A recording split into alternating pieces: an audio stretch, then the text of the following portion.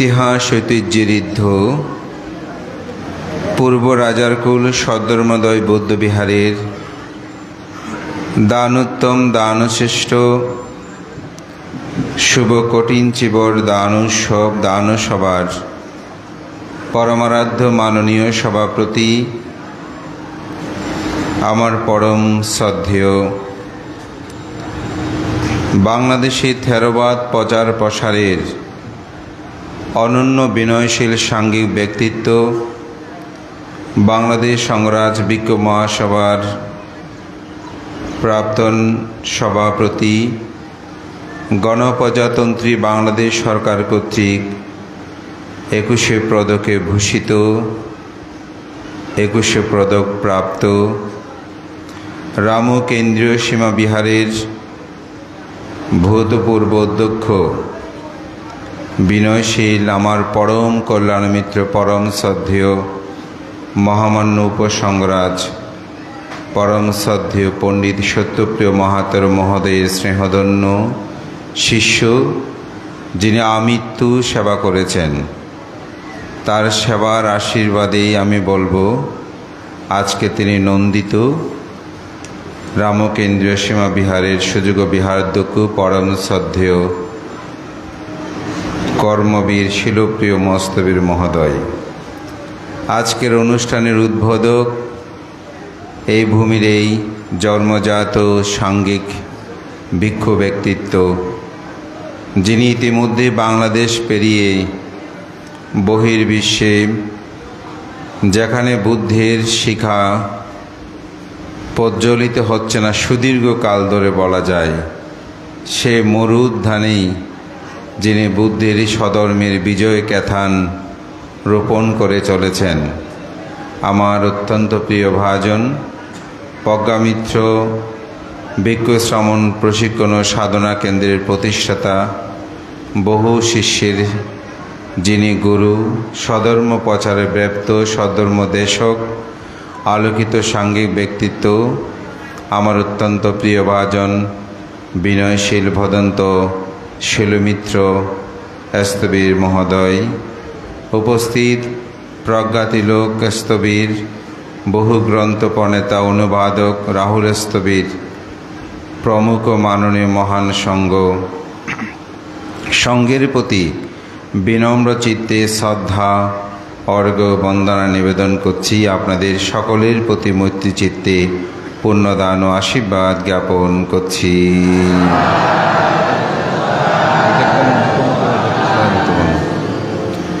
ধর্মপ্রাণ প্রিয় উপাসক উপাসিকা বিন্দু, আমি অত্যন্ত কৃতজ্ঞতায় পুণ্যদান করছি। আপনারা যেভাবে আজকে শ্রদ্ধার আবর্ধে আবর্ধিত করে আমাকে যেভাবে বাদ্য বাজনা সহকারে বুদ্ধ গুণকীর্তনেই আমাকে আজকে অভ্যর্থনা জানালেন, বন্দনা জানালেন। আমি অতি সাধারণ একজন ভিক্ষু, এখনও আমি নির্বাণ সাধনায় আমার বিচরণ।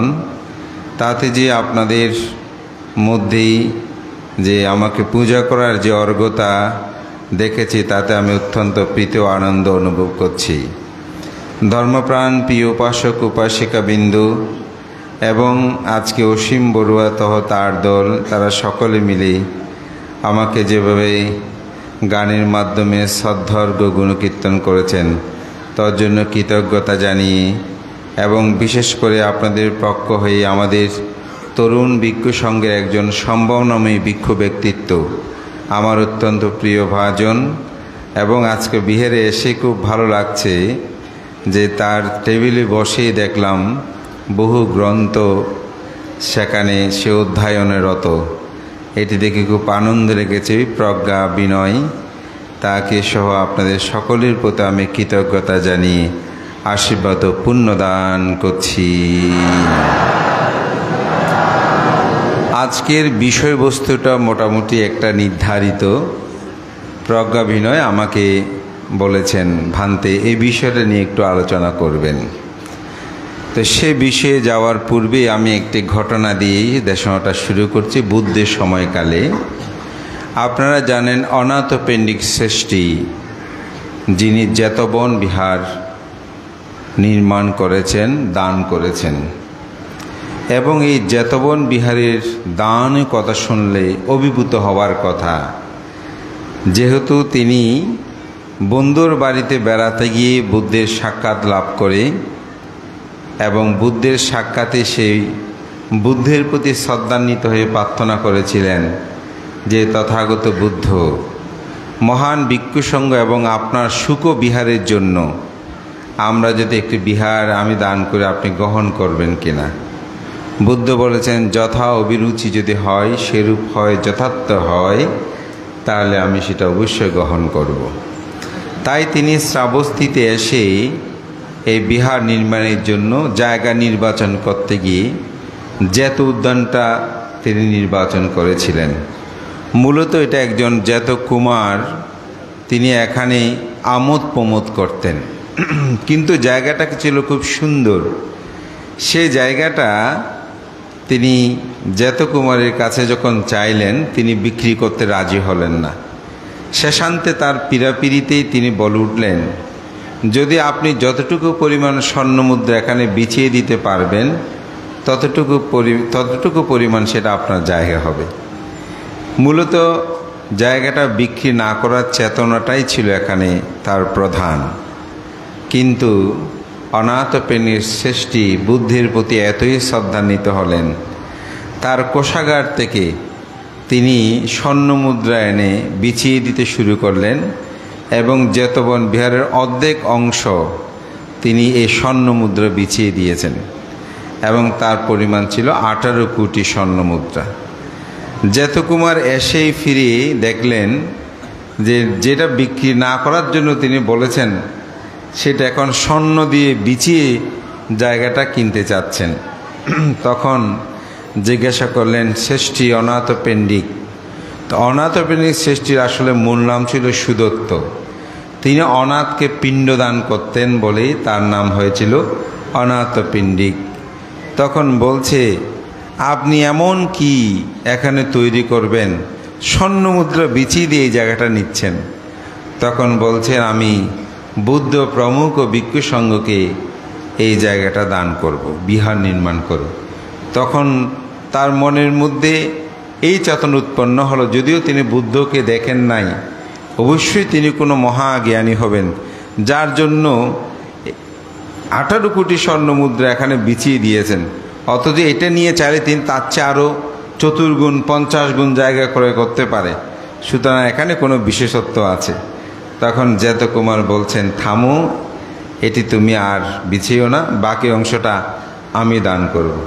যার কারণেই আমরা যে জেতবনে অনাথা পিণ্ডিকা ছাড় আমি বলি, অর্থাৎ এই বিহারের নামটি হচ্ছে জেতবন কুমারের নাম এবং অনাথা পিণ্ডিকের নামই এটি আজকে এখনও 2500 বছর পর্যন্ত চলমান।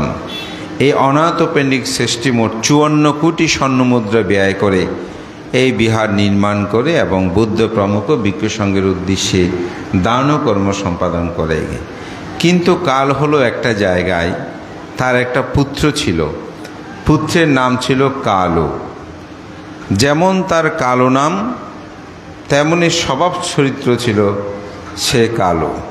সে নারী, অর্থ, বিত্ত, টাকা পয়সা এগুলোই সবসময় সে অপচয় করত এবং এক কথায় মধ্যপায়ী হয়ে, নারী আসক্তি হয়ে ধর্মকর্মে তার কোনো মন নাই, যেদিকে ইচ্ছে সেদিকে তার বিচরণ, এটাই ছিল তার জীবন। অনাথপ্রেণীর সৃষ্টির যত সুনাম সুযশ এই সন্তানটাই ধ্বংস করছে। কারণ আপনি যদি ধার্মিক হন, শীলবান হন, জ্ঞানবান হন, কিন্তু আপনার সন্তান যদি অধার্মিক হয়, মধ্যপায়ী হয়, সে যদি ধর্মান্তরিত হয়, অবক্ষয়ের দিকে চলে যায়, তাহলে আপনার সুনাম সুযশ নষ্ট হবে না? হবে তো। আমাদের সমাজে এরকম অনেক মা বাবা আছেন, ঘর থেকে বের হতে পারে না। কেন? সন্তানের কারণে। সন্তানরা বিপদগামী হয়েছে, সভা সমিতিতে যায় না, লুকিয়ে থাকে। আমি এরকম অনেক মানুষ দেখেছি, খুব ভালো লিখেন, অনেকগুলো বই প্রকাশনা করেছেন, কিন্তু সন্তানের কারণে সমাজে আর সভা সমিতিতে যায় না। তাহলে এভাবেই আমাদের মা বাবারা অনেক সময় ছেলে মেয়ের কারণেই মুখ নিচে হয়, কান কাটে, নাক কাটে, আমরা বলি না? অনাথপ্রেমিক শ্রেষ্ঠীর জীবনটাও এমন হয়ে উঠেছিল যে এই সন্তান এরকম বেবিচারে লিপ্ত, মদ্যপায়ে লিপ্ত, খারাপ কাজে লিপ্ত। প্রায় সময় এসে পিতার কাছেই অর্থ খোঁজে, এটা দাও সেটা দাও, না দিলে সেই জোর করে নিতে চায় এবং অনাথপ্রেমিক শ্রেষ্ঠীও তাকে অনেক বকাঝকা করে শিক্ষা দেয়, কিন্তু এই ছেলে এগুলো কোনো কিছুই শোনে না। তো একদিন তিনি চিন্তা করলেন, আমার এই সন্তানকে কিভাবে সৎপথে আনা যায়? এরকম হলে তো আমার মান সম্মানও চলে যাবে, আমার সন্তানটাও নষ্ট হয়ে যাবে। তো একদিন সে যখন টাকার জন্য আসছে, বাবা আমাকে অর্থ দাও, আমাকে এত টাকা লাগবে। তো যেই টাকা চাইলো তার চেয়ে তিনি একদম চতুর্গুণ টাকা দেওয়ার জন্য প্রস্তাব দিলেন। বলে তোমাকে আমি 1 টাকা বা 150 নয়, তোমাকে আমি 500 কাহন দেব। তখন মুদ্রার নাম ছিল হয়তো কাহন। তো ধরেন আমাদের প্রজন্মকে বোঝানোর জন্য টাকাই বলি। তো বলছে 500 টাকা তোমাকে দেব, তুমি এই 500 টাকা পাবে, তবে একটা শর্ত আছে। যেতবন বিহারে বুদ্ধ প্রতিদিন প্রতি রাত্রে অমাবস্যা পূর্ণিমায় ধর্মদেশনা করে, আজকেও ধর্মদেশনা করবে। তুমি যদি সেখানে যাও, সারা রাতটা কাটিয়ে আসো, তাহলে তোমাকে আমি 500 টাকা বা 500 কাহন তোমাকে আমি দেব। তো সেই চিন্তা করছে, বাবার কাছে 50-100 টাকা চাইলেই বাবার অনেক বকাঝকা, অনেক কথা শুনতে হয়। কিন্তু যদি ওখান থেকে ঘুরে আসি, তাহলে এক রাত যদি এমনি তো রাত্রে ওখানে মানুষজন দেখবো, বুদ্ধ কি বলবে না বলো, আমার কি, আমি যত বনে ঘুরে টুরে মানুষজন দেখে রাতটা কাটিয়ে যদি সকালে আসতে পারি, তাহলে তো কাজ হয়ে গেল, আমি 500 টাকা বা 500 কাহন আমি পেয়ে যাব। সে রাজি হয়ে গেল, বলে যে বাবা দেবে তো, ওদের অবশ্যই দেব। সে গেল যেতবন বিহারে, গিয়ে মানুষজন দেখে সবাইকে, সবাই ধর্ম কথা শোনে না, কেউ ঘুরে কেউ বাইরে। তো সেরকম সে ঘুরতে ঘুরতে কোনো রকমে কখন রাত শেষ হবে এই চিন্তায় সে নিমগ্ন হলো। ঠিক ভোর হলো, দ্রুত যেতবন বিহার থেকে বাড়িতে আসলো। এসেই পিতাকে বলল, আমি সারা রাত সেখানে ছিলাম, তুমি আমাকে 500 কাহন, 500 টাকাটা দিয়ে দাও। তো পিতা একদম কোনো কথা বলল না, 500 টাকা তাকে বের করে দিল। সেগুলো নিয়ে সে আমোদ প্রমোদ করেই মানে জীবন অতিবাহিত করতে শুরু করলো। যখনই আবার অষ্টমী আসলো, তখন বাবার আশেপাশে ঘুরতে শুরু করলো, কারণ অষ্টমী অমাবস্যাতে বুদ্ধ সর্বরাত্রি ধর্মদেশনা করেন। এখন সে আশেপাশে ঘুরছে, পিতাও বুঝতে পারছে, আমার মনে হয় ছেলে বিহারে যেতে চাচ্ছে। ও অনায়াসেই বকাঝকা না শুনে যাতে 500 টাকাটা পায় বা কাহনটা পায়। পিতাও বুঝতে পারলো ছেলেও আশেপাশে ঘুরছে, পিতা কখন বলে আমাকে যেতে বনে যেতে। তখন পিতা তাকে ডাকলো, বলে যে তুমি কি আজকে যেতে বনে যাবে? আজকে তো অষ্টমী। বলে যে হ্যাঁ অবশ্যই যাব, তবে ওই 500 টাকাটা দিতে হবে। বলে যে ঠিক আছে, তোমাকে 500 নয়, আমি 1000 কাহন দেব, অর্থাৎ 1000 টাকা দেব, কিন্তু আমার একটা শর্ত আছে। কি শর্ত? আমার শর্ত হচ্ছে, বুদ্ধ যে ধর্ম কথাগুলো বলে সে ধর্ম কথাগুলো থেকে কয়েকটা কথা আমাকে এসে বলতে হবে। যদি তুমি এসে কয়েকটা কথা আমাকে বলতে পারো, তাহলে তুমি 1000 কাহন পাবে, অর্থাৎ 1000 টাকা পাবে। সে তো মহা খুশি, কারণ যেখানে 500 টাকা গুললে পাবো, বুদ্ধ সারা রাত কথা বলে, 2-3টা বাক্য কি আমি মনে রাখতে পারবো না? ওই 2-3টা বাক্য মনে রেখে এসে বললেই আমি 1000 পাবো, একদম সহজ উপায়ে পাওয়া। অন্যথায় তো নিতে গেলে বাবার কাছে বহু বকাঝকা শুনতে হয়। তিনি রাজি হলেন, যেতবন বিহারে গেলেন। গিয়ে সেখানে মানুষজন তো ধর্ম কথা শুনছে, সে এদিক সেদিক ঘুরছে, ঘুরতে ঘুরতে হঠাৎ তার মনে আসলো, এখন বুদ্ধের কয়েকটা কথা যদি আমি বলতে না পারি, তাহলে তো টাকা পাবো মাত্র 500, 1000 পাবো না। সুতরাং বুদ্ধ কি বলে একটু শুনি। তখন তিনি ধর্মসভায় বসলেন বুদ্ধের কয়েকটি কথা শোনার জন্য। সেখানে বুদ্ধ দান কথা, শীল কথা, ভাবনা কথা বুদ্ধ বলতে শুরু করলো। তো আমি দান কথা, শীল কথা, ভাবনা কথাটা একটু পরে বলবো, তবে আমি মূল বক্তব্যটা এখানে শেষ করছি। এই কাহিনীটা যখন আনুপূর্বিক ধর্মদেশনা বলে এটাকে, প্রথমে দানকথা বলতে হয়, শীলকথা, ভাবনাকথা। ত্রিপিটক শাস্ত্রে তাকে বলা হয় অনুপূর্বিক ধর্মদেশনা। এরকম বুদ্ধ যখন অনুপূর্বিক ধর্মদেশনা করতে লাগলেন, তখন এই অনাথপ্রেমিক শ্রেষ্ঠীর পুত্র কালো নিজেকে উপলব্ধি করতে শুরু করলেন। ওহো, আমার জীবনটা কীভাবে অতিবাহিত হচ্ছে! আমি তো এই প্রাণী হত্যা, চুরি, বেবিচারি, মিথ্যা, ভেদকতা, কর্কশকতা, সুরামদ, গাঁজা, নেশাদ্রব্য সেবন করে আমার জীবনটাকে আমি ধ্বংস করছি। বুদ্ধির এই অমিতময় ধর্মকথা তার হৃদয়ে তার আত্মজীবনটাকে প্রশ্নবিদ্ধ করল। ওহো, আমি কি করছি! তখনই বুদ্ধের কথায় তিনি মগ্ন হলেন।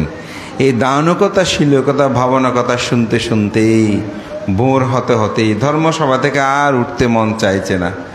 যতই শোনে ততই শুনতে ইচ্ছে করে। এরকম যতই শুনছে তার মন ততই প্রসন্নতায় ভরে উঠছে। বোর হতে হতেই, বুদ্ধির ধর্মদর্শনা শেষ হতে হতেই তার মধ্যে ধর্মচক্ষু জ্ঞান উৎপন্ন হয়, অর্থাৎ তিনি শ্রোতাপত্তি ফলে প্রতিষ্ঠিত হয়। তো শ্রোতাপত্তি ফল মানে কি? জীবনের সার্থকতা।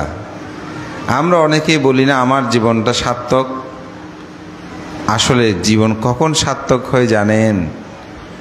যখন আপনি চারি অপায়ের দ্বার বন্ধ করবেন, দশ সংযোজনের মধ্যে সৎকায় দৃষ্টি, বিচিকিৎসা, শীলব্রত, পরামর্শ, এই তিনটি সংযোজন ছিন্ন হবে।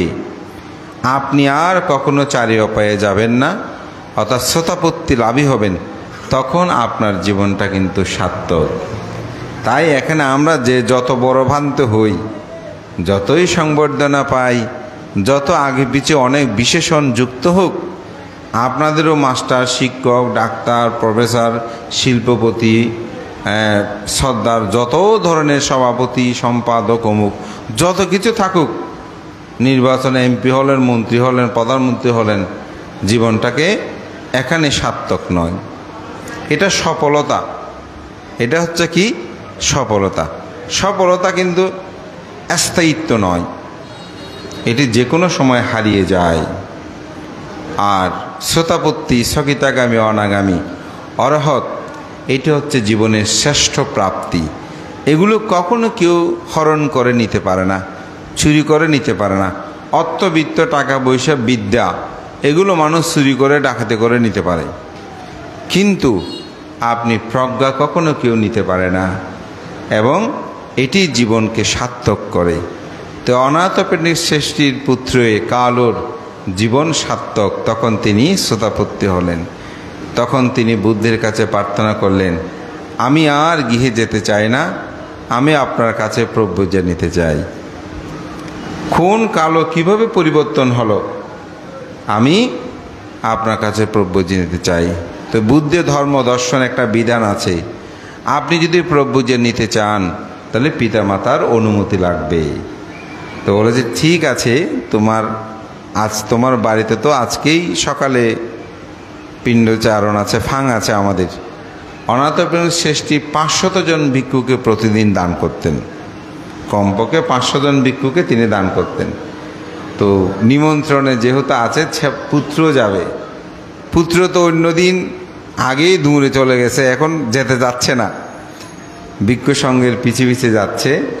আবার একটু লজ্জাবোধ হচ্ছে, যদি বুদ্ধের সম্মুখে আমাকে ওই 1000 টাকা বের করে আমার বাবা বের করে দে, তাহলে বলবে টাকার লোভে ধর্মদেশনা শুনতে গিয়েছেন, তখন তো আমার লজ্জায় মাথা নুয়ে পড়বে। এরকম ভয়ও সংকোচ হয়ে যাচ্ছে। পুত্রের হাঁটা দেখেই অনাথপ্রেমিক শ্রেষ্ঠী দূর থেকে বুঝতে পারলেন, আমার পুত্র তো আগের মতো নেই। হাঁটা দেখে তিনি বুঝতে পারলেন। তখন তার অন্তর্দৃষ্টিতে দেখলেন, কারণ তখন কিন্তু অনাথপ্রেমিক শ্রেষ্ঠী শ্রোতাপত্তি লাভী। তো একজন শ্রোতাপত্তি লাভী কিন্তু আরেকজন শ্রোতাপত্তি লাভীর চিত্ত সম্পর্কে বলতে পারে। আমাদের মধ্যে অনেকের একটা কথা আছে ভ্রান্তি, অরহত একজন মানুষকে যে আমরা অরহত বলছি, তো অরহত বলতে হলে আরেকজনকে অরহত হতে হয়, এরকম আপনারা বলেন। আসলে অরহত চিনতে হলে যে অরহত হতে হবে এমন কোনো কথা নেই। শ্রোতাপত্তিকে চিনতে হলে যে আপনাকে শ্রোতাপত্তি হতে হবে এমন কোনো কথা নেই। অনাগামী হলে অনাগামীকে চিনতে হবে, অনাগামী তেমন কোনো কিন্তু কথা নেই। বুদ্ধ কিছু আপনাকে বিষয় দিয়েছেন যেগুলোর মাধ্যমে আপনি বিবেচনা করতে পারবেন উনি আসলে শ্রোতাপত্তি কিনা, সকিতাগামী কিনা, অনাগামী কিনা, অরহত কিনা। এটা লৌকিকভাবে আপনি মোটামুটি বুঝে নিতে পারবেন। কিন্তু লোকোত্তরভাবে যদি আপনি বুঝতে চান তখন অরহত চিত্ত আপনার লাগবে, অর্থাৎ অরহত চিত্ত সম্পর্কে বলতে পারবে, অনাগামিত্ব চিত্ত সম্পর্কে বলতে পারবে, সকিতাগামী চিত্ত সম্পর্কে বলতে পারবে, শ্রোতাপত্তি চিত্ত সম্পর্কে বলতে পারবে। এখানে চিত্তগত, কিন্তু চেনার ক্ষেত্রে আপনি কিছু ক্যাটাগরি দিয়ে বলতে পারবেন। যেমন একজন কসাই যদি আপনাকে বলে, যিনি প্রাণী হত্যা করে, আমি শ্রোতাপত্তি, তাহলে দেখেন আমরা কেউ বলতে পারবো না আপনি শ্রোতাপত্তি নয়, কারণ আমরা তো এখানে শ্রোতাপত্তি আছে বলে আমার মনে হয় না, ঠিক না? তাহলে কি আমরা কি মেনে নেব সে শ্রোতাপত্তি কসাইকে, চোরকে? না, কারণ বুদ্ধ খুটুদ্বন্দ্ব সূত্রের মধ্যে স্পষ্ট বলেছেন একজন শ্রোতাপত্তি লাভী তিনি কখনো পঞ্চশীল ভঙ্গ করতে পারবে না। তো এখন আপনাদের মধ্যে কেউ যদি বলে আমি 50 কোষ ধ্যান করেছি, আমি এখন শ্রোতাপত্তি লাভী, আপনি কিভাবে চিনবেন? কোনো কারণে যদি তিনি মিথ্যা বলেন আপনি বুঝে নিতে পারবেন তিনি শ্রোতাপত্তি লাভী নয়, কারণ শ্রোতাপত্তি লাভী মিথ্যা বলতে পারে না। যেমন একজন অরহত চিনবেন কিভাবে?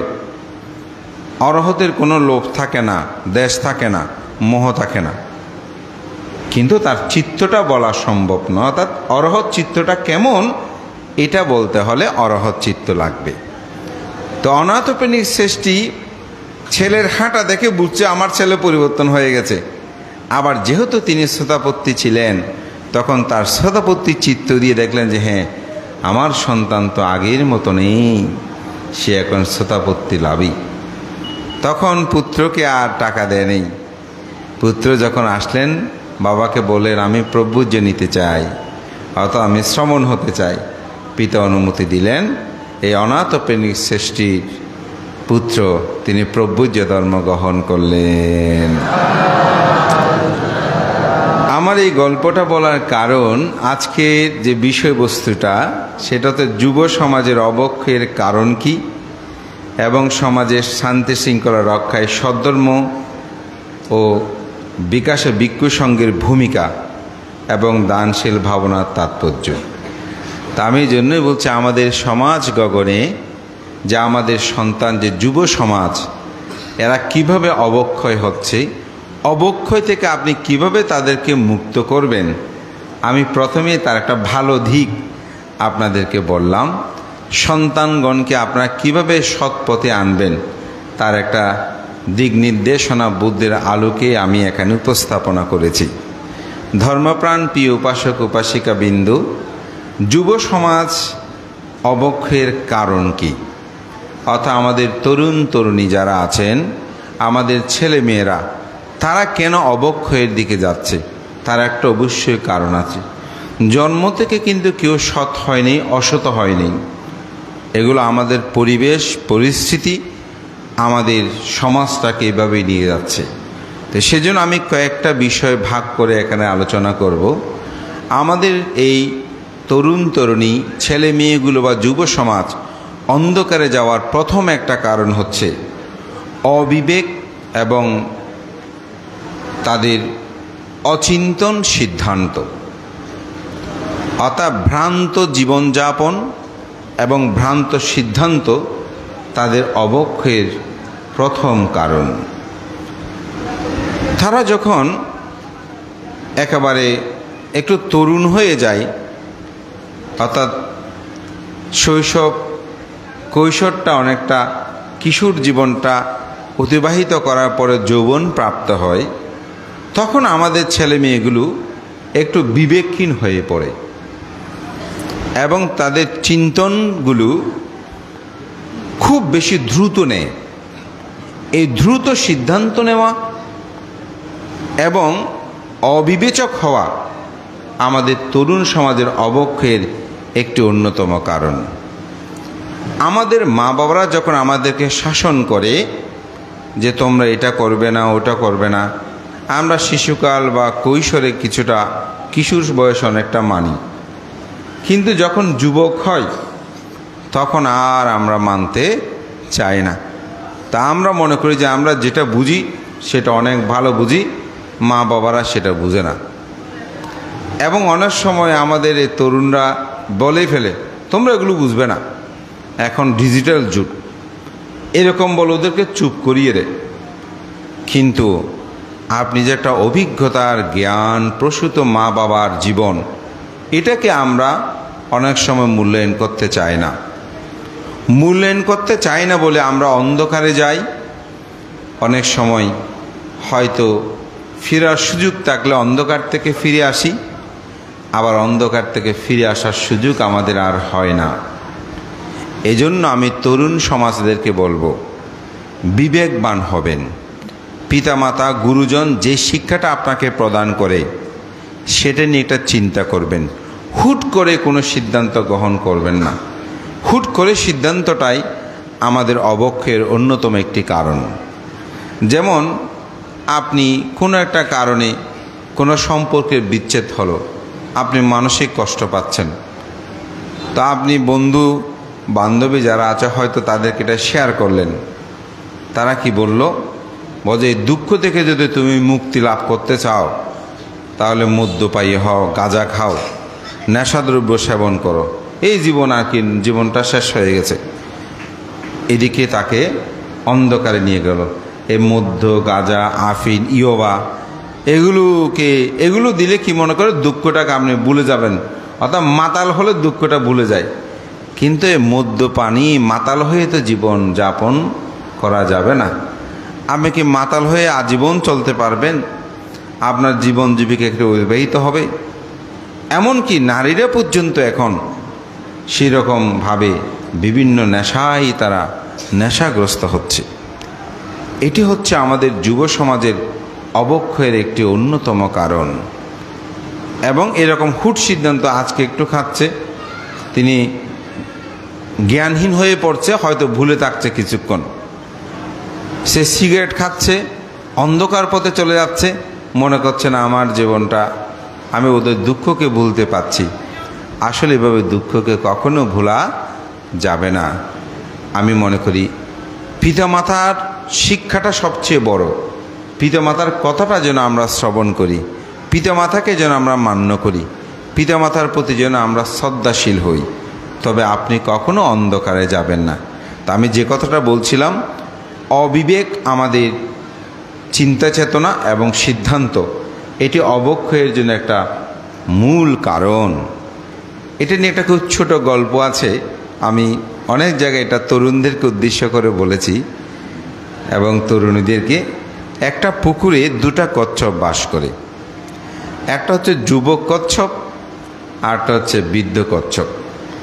তো যুবক কচ্ছপটা ছোটবেলা থেকেই বৃদ্ধ কচ্ছপের কথা খুব শুনত, একদম শিশুকাল থেকে। কিন্তু যখন একটু তারুণ্যের ছোঁয়া আসলো, যুবক হলো, তখন সেই যুবক কচ্ছপ বৃদ্ধ কচ্ছপের কথাটা একটু শুনতে চায় না। মনে মনে সন্দেহ পোষণ করে, বোধহয় এই বৃদ্ধ কচ্ছপ আমাকে ভুল শিক্ষাগুলো দেয়। তো শিক্ষার বিষয় ছিল এটা, এই পুকুরের মধ্যে একটা নিষিদ্ধ জায়গা ছিল। তো তিনি প্রায় সময় বলতেন, তুমি এই নিষিদ্ধ জায়গায় যেও না, এখানে গেলে তোমার বিপদ হবে। তো ছোটোবেলায় শুনে, যেমন ছোটোবেলায় আমরা মা বাবার কথা শুনতাম, তো ওখানে যেও না, এটা করো না বললে আমরা শুনতাম।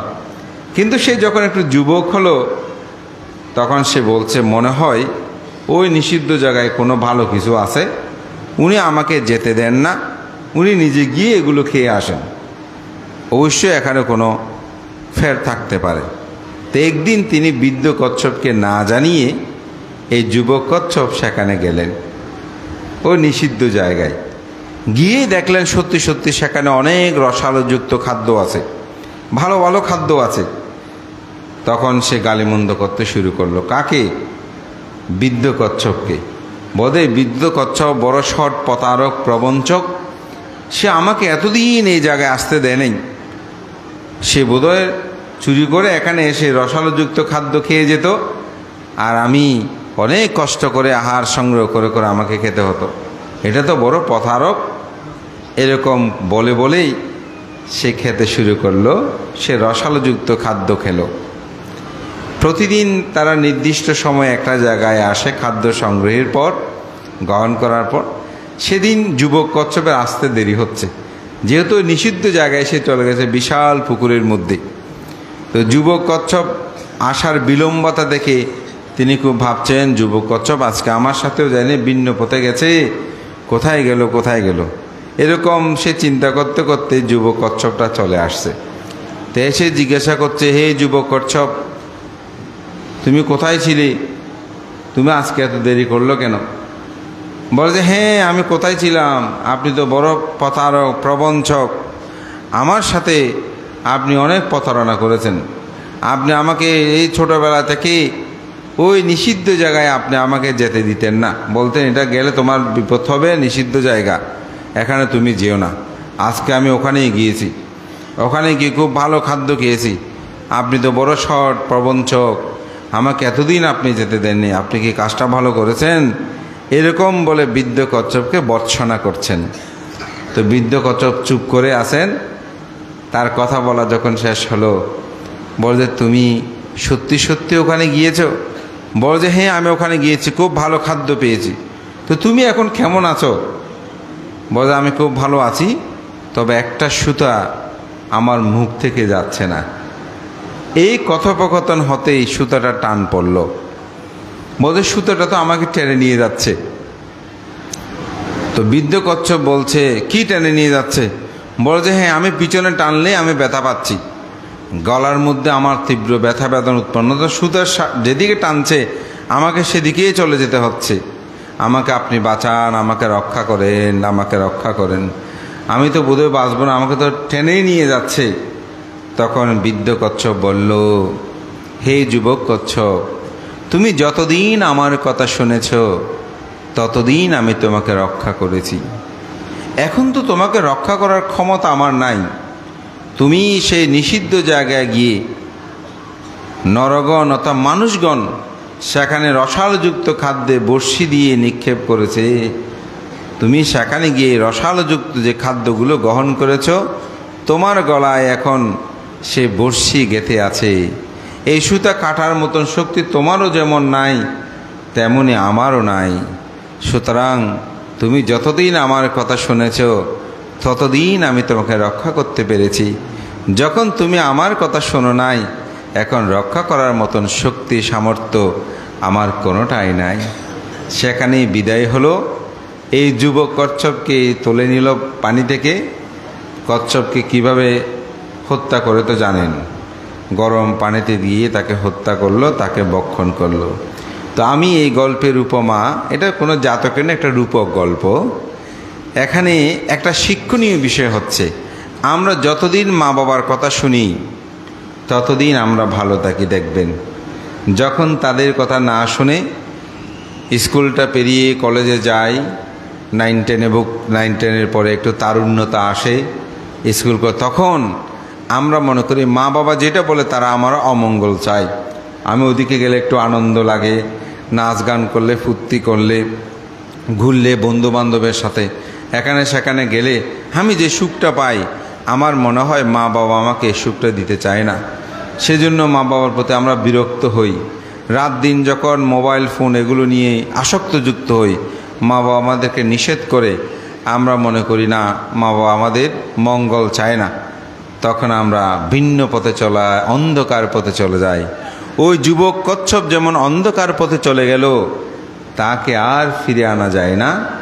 আমাদের মধ্যেও যে ছেলে মেয়েগুলো এরকম অন্ধকারে চলে যায়, তাদেরকে আর ফিরে আনা যায় না। এজন্যই অবিবেচক, এবং চঞ্চল হয়ে যখন কোনো সিদ্ধান্ত গ্রহণ করে তখন যুবকদের পতনের একটা অন্যতম কারণ। দ্বিতীয় আরেকটা হচ্ছে অশুভ অসৎ সংসর্গ। এটা বুদ্ধ ব্যজ্ঞপদ্য সূত্রের মধ্যে বলেছেন 5। সেখানে হচ্ছে অসতের যখন সৎ লোকের সংস্রব, অর্থাৎ সৎ মানুষ ছাড়া যদি আপনি অসতের সংস্রবে পড়েন তাহলে আপনি আর সৎ পথে থাকতে পারবেন না। আপনার ভালো মা বাবা লাভ করেছেন, পিতা মাতা লাভ করেছেন, ভালো গুরু লাভ করেছেন, কিন্তু আপনি সেগুলোর সাথে না মিশে আপনি অসৎ মানুষের সাথে চলাফেরা করছেন, খারাপ মানুষের সাথে চলাফেরা করছেন, তখন তার সাথে যখন পরামর্শ করবেন, অমুক ছেলে আমাকে এরকম বলেছে, সে বলছে না না অসুবিধা, একটু ঘুরাও তাকে, মজা করো, অমুক করো, সমুক করো, এরকম করলে তাকে আমরা সেটা করতে গিয়ে তার যে মহা বিপদ হবে সেটা হয় না।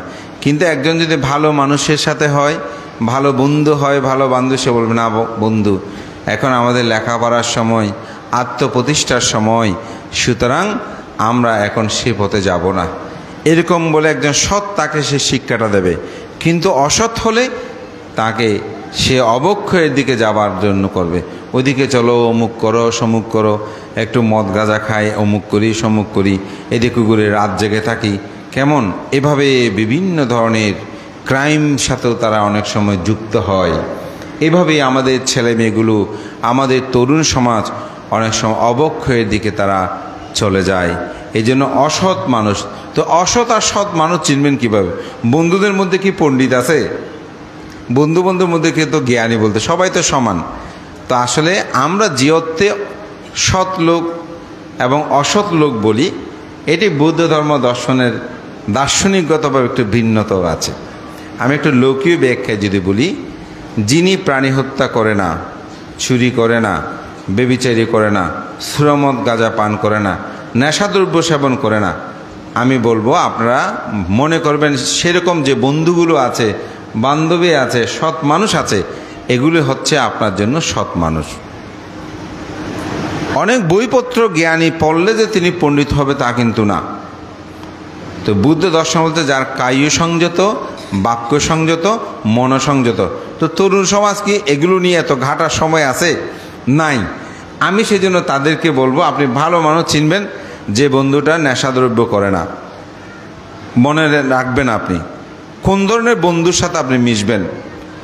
নেশাদ্রব্য সেবন করে না, সে কোনো মিথ্যা কথা বলে না, বেদ কথা বলে না, সম্প্রলাপ করে না, আজে বাজে কথা বলে না। যে বন্ধু বেবিচারি করে না, পরনারী পরপুরুষ এগুলোর সাথে আশ্রযুক্ত হয় না, যে বন্ধু জিনিসপত্র চুরি করে না, যে বন্ধু প্রাণী হত্যা করে না, আপনি বলবেন সেটা ভালো, তার সাথে মিশবেন। আর এগুলো যারা সম্পাদন করে সে হচ্ছে অসৎ। এই অসতের সাথে যত মিশবেন আপনার জীবন অন্ধকার হবে। আমার দেশনা আপনারা হয়তো অনেকে শুনে, আমি মাঝে মধ্যে অনেক উপমা দিই।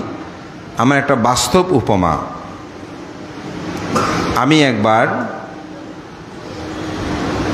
চট্টগ্রাম কেন্দ্রীয় কারাগারে গিয়েছিলাম বুদ্ধ পূর্ণিমা উদযাপন উপলক্ষে, চট্টগ্রাম ওখানে। তো ওখানে আমি গিয়ে যখন বসলাম সঙ্গদানে, আমাদের শ্রদ্ধেয় উপসংরাজ প্রয়াত শিলানন্দ ভান্ত ছিলেন, আমরা আরও 5, 6, 7 জন ভিক্ষু গিয়েছি। তো ওখানে গিয়ে বসার পরে সঙ্গদান শুরু হলো, খাওয়া দাওয়া শেষ হলো। একটা ছেলে এসে আমাকে বলছে, ভান্তে হ্যাঁ আপনি আমাকে চিনতে পারছেন? এখন এই বিপদকালীন সময়ে তার বিপদে আমি তাকে চিনি না কথাটা বলাটাও কেন জানি মানায় না। বলে যে ভান্তে এখন আমাকে চিনতে পারছে না। আবার চিনি বললেও ভিক্ষু হিসেবে তো মিথ্যে বলা যায় না। তা আমি বললাম কোথায় দেখেছে, আসলে আমার ঠিক মনে পড়ছে না, তোমার এমনি বাড়ি কোথায়? বলছে ভান্তে আমার বাড়ি অমুক জায়গায়, অমুক, আমি অমুকের আত্মীয়। তখন আমি অবশ্যই চিনতে পেরেছি। হ্যাঁ হ্যাঁ চিনতে পেরেছি। তো তুমি এখানে কেমন করে? বলে যে ভান্তে আমি প্রিমিয়ার ইউনিভার্সিটি যেটা আছে চট্টগ্রামে, ওখানে সেই বিবিএ পড়ছে। বলে ভান্তে আমি ওখানে বিবিএতে অধ্যয়নরত। আপনার বিহারে একবার আপনার সাথে কথা হয়েছিল, তো তাহলে আসলে প্রত্যেক দিন অনেকজনের সাথে কথা হয়, ওই জন্য হয়তো আমার মনে নাই, তবে আমি তোমাকে এখন চিনতে পেরেছি। তো বলে যে ভান্তে আমার এক বন্ধু সে একটা ছেলেকে কিডন্যাপ করেছে, এখন কিডন্যাপ করে সে টাকা দাবি করেছে, কিন্তু সে এগুলো কিছুই জানে না, কিন্তু তার সাথে তার বন্ধুত্ব আছে। জিসি মোড় আপনারা অনেকে চিনবেন, এই জিসি মোড়ের মধ্যে ওই বন্ধুর সাথে সেই সেখানে আড্ডা দিয়েছে, গল্প টল্প করে তারপর সে বাসায় চলে আসছে। তো বাসায় চলে এসে পৌঁছেছে, ওই জন্য তাকে একটা ফোন দিল, বন্ধু আমি পৌঁছে গেছি বা এই ধরনের একটু কথাবার্তা হলো ওরই। ঠিক সে চলে আসার পৌঁছা কিছুক্ষণ পরে পুলিশ তার বন্ধুটাকে অ্যারেস্ট করলো। অ্যারেস্ট করার পরে তার ডায়ালে যাদের নাম্বার ছিল, যার বন্ধু তার মধ্যে তারও ছিল, তাকে আবার ফোন করলো। ফোন করে বলছে বন্ধু আমি একটু বিপদে আমি একটা বিষয় আছে, তুমি একটু তাড়াতাড়ি আসো। বলছে না আমি এখন আসলাম না। বলছে না না তুমি একটু তাড়াতাড়ি আসো। সে যখন আসছে তখন তো পুলিশ তাকে অ্যারেস্ট করে, পুলিশে মূলত তাকে ফোন করিয়েছে। আসার সাথে সাথে তাকে জড়িত আছে বলে তাকে ধরে ফেললো, অ্যারেস্ট করে পাঠিয়ে দিল। চিন্তা করে, কিন্তু সে এগুলো কিছুই জানে না, কারণ ওই বন্ধু যে এরকম করে সে তো জানে না। কিন্তু কোনো কারণ ছাড়া একেবারে মানে অহেতুকভাবে সে জেলে বন্দি। তা আমাকে বলছে ভান্তে একটু আশীর্বাদ করবেন। তা আমার তো আসলে কোনো শক্তি নাই, ওখানে আমরা গিয়েছি অতিথি হিসেবে সঙ্গদানে। তা আমি তাকে একটা কথা বললাম, তুমি পুণ্যের কাছে আজকে যে সঙ্গদান করেছো এখানে বৌদ্ধ পূর্ণিমা উপলক্ষে, পুণ্যের কাছে তুমি অধিষ্ঠান করো এবং তুমি যদি নির্দোষ হও তুমি মনে মনে প্রার্থনা করো আমি নির্দোষ, আমি এই পুণ্যকর্ম করেছি, এই সত্য প্রভাবে আমার চার্জশিটে যেন আমার নাম না থাকে এবং আমি যেন এখান থেকে মুক্তি লাভ করি। তুমি এইরকমভাবে আজকে তুমি পুণ্যের কাছে প্রার্থনা করো, যদি তুমি নির্দোষ হও। কারণ আমি তো জানি না, ও বলেছে যে আমি যে এটা সত্য সেটা আমি বুঝি না। যদি তুমি নির্দোষ হও তাহলে তুমি অবশ্যই এখান থেকে বের হতে পারবে, তুমি মুক্তি পাবে। সে কি করেছে প্রার্থনা আমি জানি না, ঠিক 15 দিন কি 1 মাস এই ধরনের পরে সে আমার বিহারে আসছে। এসে মোমবাতি আছে হাতে, আমার এখনও স্মৃতিপটে মনে আছে।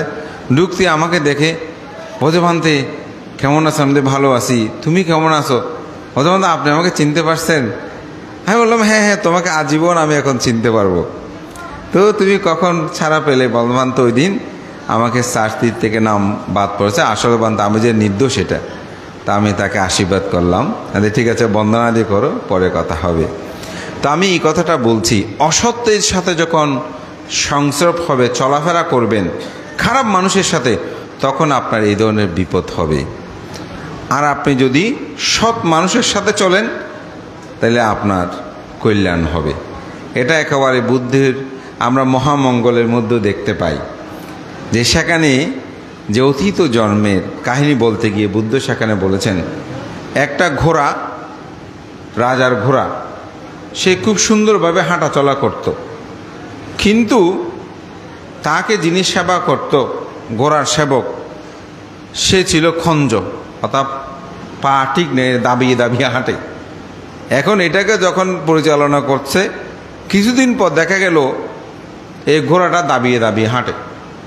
তো রাজা দেখে বলছে আমার মঙ্গল, এই ঘোড়াটা দাবিয়ে দাবিয়ে কেন হাঁটে? অনেক ট্রিটমেন্ট করলো, কিন্তু দেখা গেল যে ঘোড়ার কোনো অসুখ বিসুখ নাই, ঘোড়াটা এমনি দাবিয়ে হাঁটে।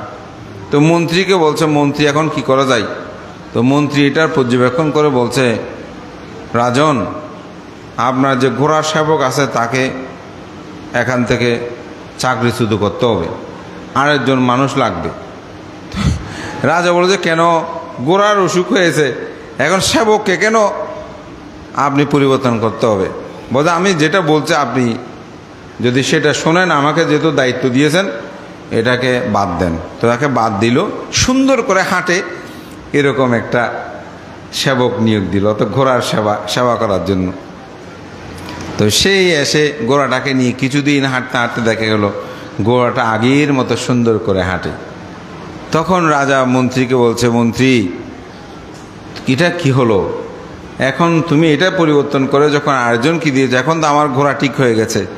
বলে যে রাজন আপনার আগের যে ঘোড়া যিনি সেবা দিত, বেড়াতে নিয়ে যেত, হাঁটাতো, রাজ ঘোরাতো, সেই ছিল খঞ্জ। সে দাবিয়ে দাবিয়ে হাঁটতো, ওইটা দেখে গরু দাবিয়ে দাবিয়ে হাঁটে। আর এখন যেটাকে নিয়োগ দিয়েছে সে সুন্দর করে হাঁটে, যার কারণে সেটা দেখে আপনার ঘোড়াটাও সুন্দরভাবে হাঁটতে শুরু করেছে। এরকম বুদ্ধ দর্শনে অনেক উদাহরণ আছে। অর্থাৎ আপনি খারাপ মানুষের সাথে চলবেন, আপনিও খারাপ হবেন। এই স্বামী স্ত্রীর মধ্যে অনেক ঝগড়া হয়তো, যখন মদতির সাথে আপনি বসবেন, স্ত্রী যদি কোনো ক্রমে দেখে তাহলে বলবো যে তুমিও মদ খেয়ে এসেছো মনে হয়, না খেলেও কিন্তু আপনি বকাঝকা শুনবেন, ঠিক না? এবং করাটা উচিত, কারণ আপনি ওনার মদতির সাথে মিশতে মিশতে আপনিও মদ খাওয়াটা শুরু করে দেবেন। সেভাবেই তো মানুষ শিখে, তাই না? তো এই জন্য আপনি সৎ মানুষের সাথে চলবেন, আপনি সৎ হবেন। এই যুব সমাজ অবক্ষয়ের একটা মূল কারণ এই অসৎ মানুষের সাথে চলা, অসতের সাথে উঠোবসা করা। এটা হচ্ছে আমি মনে করি অন্যতম কারণ। এবং এই বিষয়টা আমাদেরকে সচেতন হয়ে আমরা যেন সৎ মানুষের সাথে চলি, যিনি ভালো সৎভাবে জীবনযাপন করে, তার সাথে মিশলে কথা বললে মানুষের জীবনটা পরিবর্তন হয়। আরেকটি অবক্ষয়ের কারণ সেটা হচ্ছে ভোগবাদ ও সংযমহীনতা। আমরা অনেকে আছে অর্থবিত্তের লোভে, ভোগের লোভে আমরা অনেকেই অন্ধকার পথে চলে যাই। আমাদের তরুণ সমাজ, তরুণী সমাজ ভোগ্য বস্তুর প্রতি, পঞ্চকামগুণের প্রতি, নারী পুরুষের প্রতি, পুরুষের নারীর প্রতি আসক্তিযুক্ত হই। আমরা মনে করি এই সুন্দর মানুষটা আজীবন সুন্দর থাকবে। তিনি কি আজীবন সুন্দর থাকবেন?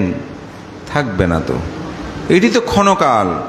কিন্তু এটাকে ভোগ্য বস্তুর মতো মনে করে দেহ আবৃত হয়ে আমরা সেদিকে ধাপমান হই, ভুলে যাই, মনে করি ও মানুষটা কি সুন্দর, এই নারীটা কি সুন্দর, এই পুরুষটা কি সুন্দর। এই সুন্দরের প্রতি আসক্ত হই, ভোগ্য বস্তু।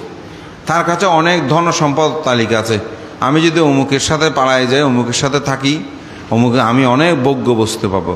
কিন্তু সেগুলো কি আপনার সুখ হবে কোনো দিন? কোনো দিন হবে না। এই ভোগ্য দেখেন তো, অনেকেই আমাদের মধ্যে আছে ধর্ম ত্যাগ করেছেন, বংশ ত্যাগ করেছেন, নিজে অন্ধকার পথে গেছেন, গিয়ে কি সুখী আছেন? নাই। কারণ এটা পৃথিবীতে কেউ থাকতে পারবে না। কেন?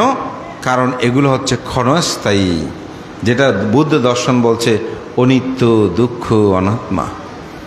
এখানে এই সামনের সারিগুলো একটু দেখেন, আমাদের যে মাতৃজাতি আছে, পিতৃজাতি আছেন, ওনারা আমাদের মতন তরুণ সুন্দর যুবক যুবতী ছিল না? ছিল তো।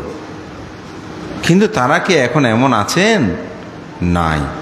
আমরা যারা এখন আছে, পিছনে বলেন সামনে বলেন, আমরা সেরকম হব না? হব তো। তা আপনি যখন কোনো ভোগ্য বস্তু সেগুলোকে যদি আপনি কাম লিপ্সায় যদি আপনি আবৃত হওয়ার পূর্বেই যদি ভাবেন না এটা তো বড় অনিত্যময়, এটা তো চিরকাল থাকবে না, এটার জন্য আমার মা বাবা ভাই বোন ধর্ম কর্ম সবাইকে আমরা ত্যাগ করলাম, এটি কি একটা জীবন হলো? এটাই কি জীবন? তা আমাদের তরুণ সমাজ এগুলোর প্রতি আসক্তযুক্ত হয়ে অনেক সময় অন্ধকারের দিকে তারা চলে যায়। তাদেরকে ভাবতে হবে না এই জগৎটা অনিত্যময়। এটার জন্য একটা জ্ঞান আপনার মধ্যে সৃষ্টি করতে হবে, সেটা আমি একটু পরে বলবো। তবে আমি অবক্ষয়ের কারণ এবং প্রতিকারগুলো একটু হালকা করে বলছি। তো এটা হচ্ছে আমাদের সমাজটা অন্ধকারে যাওয়ার জন্য একটা, কিন্তু অন্যতম। আমরা তার সৌন্দর্য দেখে, তার অর্থবিত্ত দেখে, টাকা পয়সা ঘর বাড়ি দেখে অথবা গাড়ি ঘোড়া দেখে মনে করি না আমি যদি তার সাথে থাকতে পারি আমার মনে হয় জীবনটা সুখের হবে। না, কোনো দিন সুখের হবে না। জীবন এটা মনে রাখবেন, আপনার মা বাবা আত্মীয় জ্ঞাতি তারা যদি এই পৃথিবীতে আপনাকে লালন পালন বর্ধন না করতেন, আপনি কি এই পৃথিবীতে বেঁচে থাকতে পারতেন? নিজেকে নিয়ে কখনো প্রশ্ন করেছেন? অনেক আমাদের তরুণ সমাজ আছে স্বর্গ নরক বিশ্বাস করতে চায় না, আছে না? মানতে চায় না। আপনি যতই বলেন তোর পাপ হবে, হ্যাঁ কিসের পাপ, এরকম বলে উড়িয়ে দে। আমি বলি ঠিক আছে, আপনাকে মানতে হবে না জোর করে, কিন্তু আপনি পৃথিবীতে যে আবির্ভাবভূত হলেন, আপনি যে পৃথিবীতে জন্মগ্রহণ করেছেন, আপনাকে যে লালন পালন করেছে 3-4 বছর 5 বছর পর্যন্ত মলমূত্র তারা পরিষ্কার পরিচ্ছন্ন করেছে, গর্ভে ধারণ করেছে, সেটা কে করেছে একটু নিজেকে প্রশ্ন করেন তো। পিতামাতা যদি না থাকতো আমরা বেঁচে থাকতাম? গরুর বাছুর জন্মগ্রহণ করে মায়ের দুধ খুঁজে নিয়ে পান করতে পারে, কিন্তু একজন মানুষের পক্ষে সেটা সম্ভব নয়। অথচ পৃথিবীর সবচেয়ে শক্তিশালী প্রাণী জগতের মধ্যে হচ্ছে মানুষ, সবচেয়ে ক্ষমতাবান। পৃথিবীর সব কিছুকে পরাস্ত করতে পারে একমাত্র মানুষই, আর কেউ পারবে না। এত শক্তিশালী মানুষই পৃথিবীতে সবচেয়ে বেশি অসহায়। এই শক্তিশালী মানুষটাই পৃথিবীতে সবচেয়ে বেশি অসহায়। জন্মগ্রহণের পর কথা বলতে পারে না, মলমূত্র পরিষ্কার পরিচ্ছন্ন করতে পারে না, কাপড় পরতে পারে না, আমাকে খাবার দাও একটা বলতে পারে না, খাবার সংগ্রহ করতে পারে না, ঠিক না? সব পরের উপর নির্ভরশীল। অথচ এই মানুষই অহংকার করে বলে আমার জন্য তোমরা কি করেছো, আমার উপর, আমি কি কারোর উপর চলি, আমি কারো দাঁড়ি না। এখানে বলে নাই এই কথাটার সংখ্যা আমার মতে খুব কম, আমি কারো দাঁড়ি না। কিন্তু তিনি জন্ম থেকেই ধার ধরেছেন। যদি 80-100 বছর হয় তাহলে তো কথাই নাই। এই বৃদ্ধ বয়স উঠার সময় বলে যে আমাকে একটু ধরে তোলো তো। আমাদের বুড়ো ভান্তেগু আছে না, আমরাও সেরকম হব। অসুস্থ যখন হয়ে বলে যে একটু ধরো। দেখেন কি অসহায় হয়ে যায়।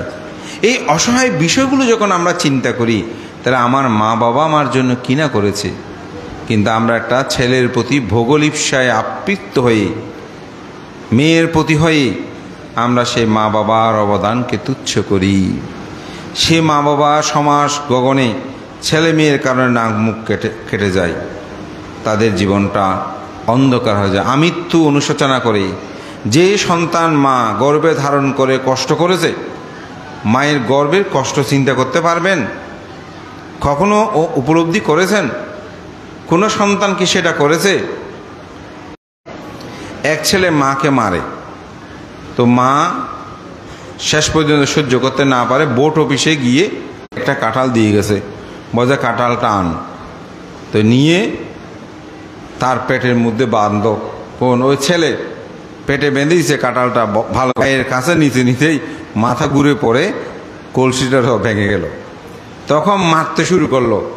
তখনকার বিচার কিন্তু সেরকম, ব্যথাঘাত করতে শুরু করলো। সেই বেতের আঘাতে মা মা করে চিৎকার করতে শুরু করলো।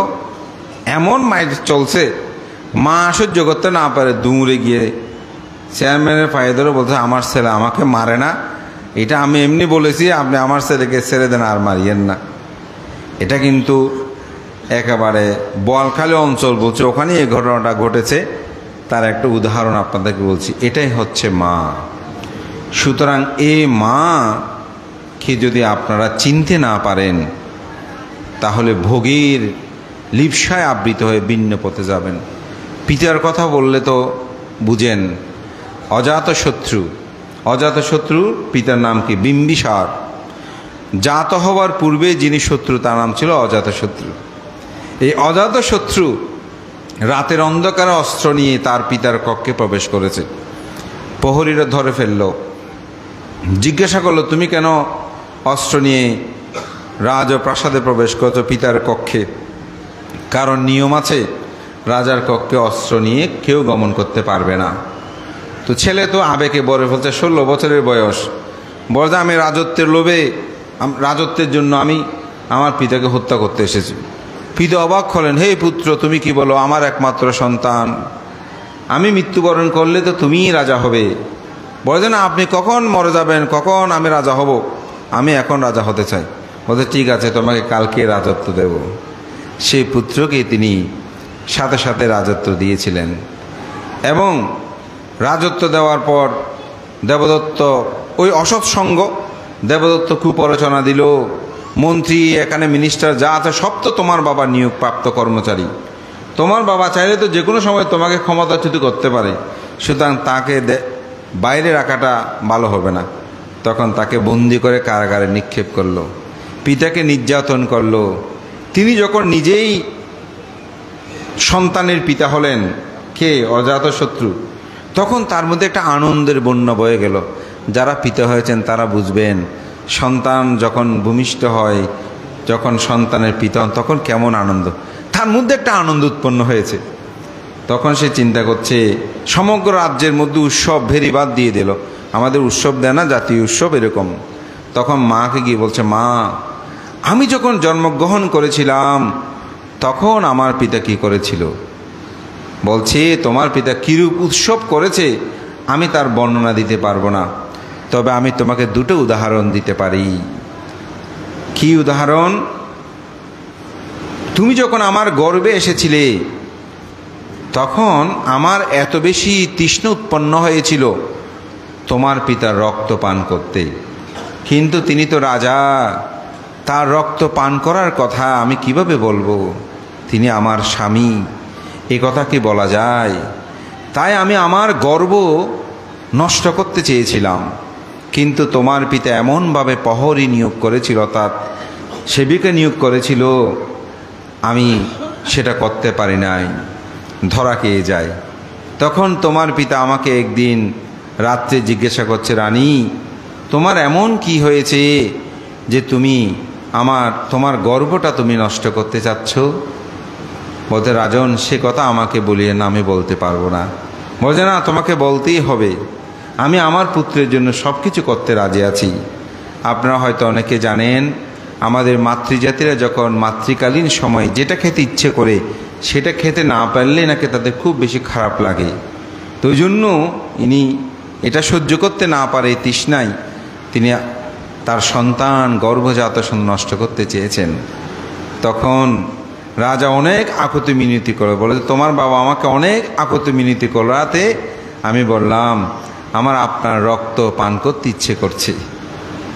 তখন তোমার পিতা বলছে, এটা একটা কথা বললে, আমার সন্তানের জন্য আমি রক্ত দিতে পারবো না। সাথে সাথেই তিনি কোমর থেকে ছুরি বের করে বাহু কেটে আমাকে রক্ত দিয়েছিল। আমি সেই রক্ত পান করে আমার মাতৃকালীন সময়ে তৃষ্ণা আমি নিবারিত করেছিলাম।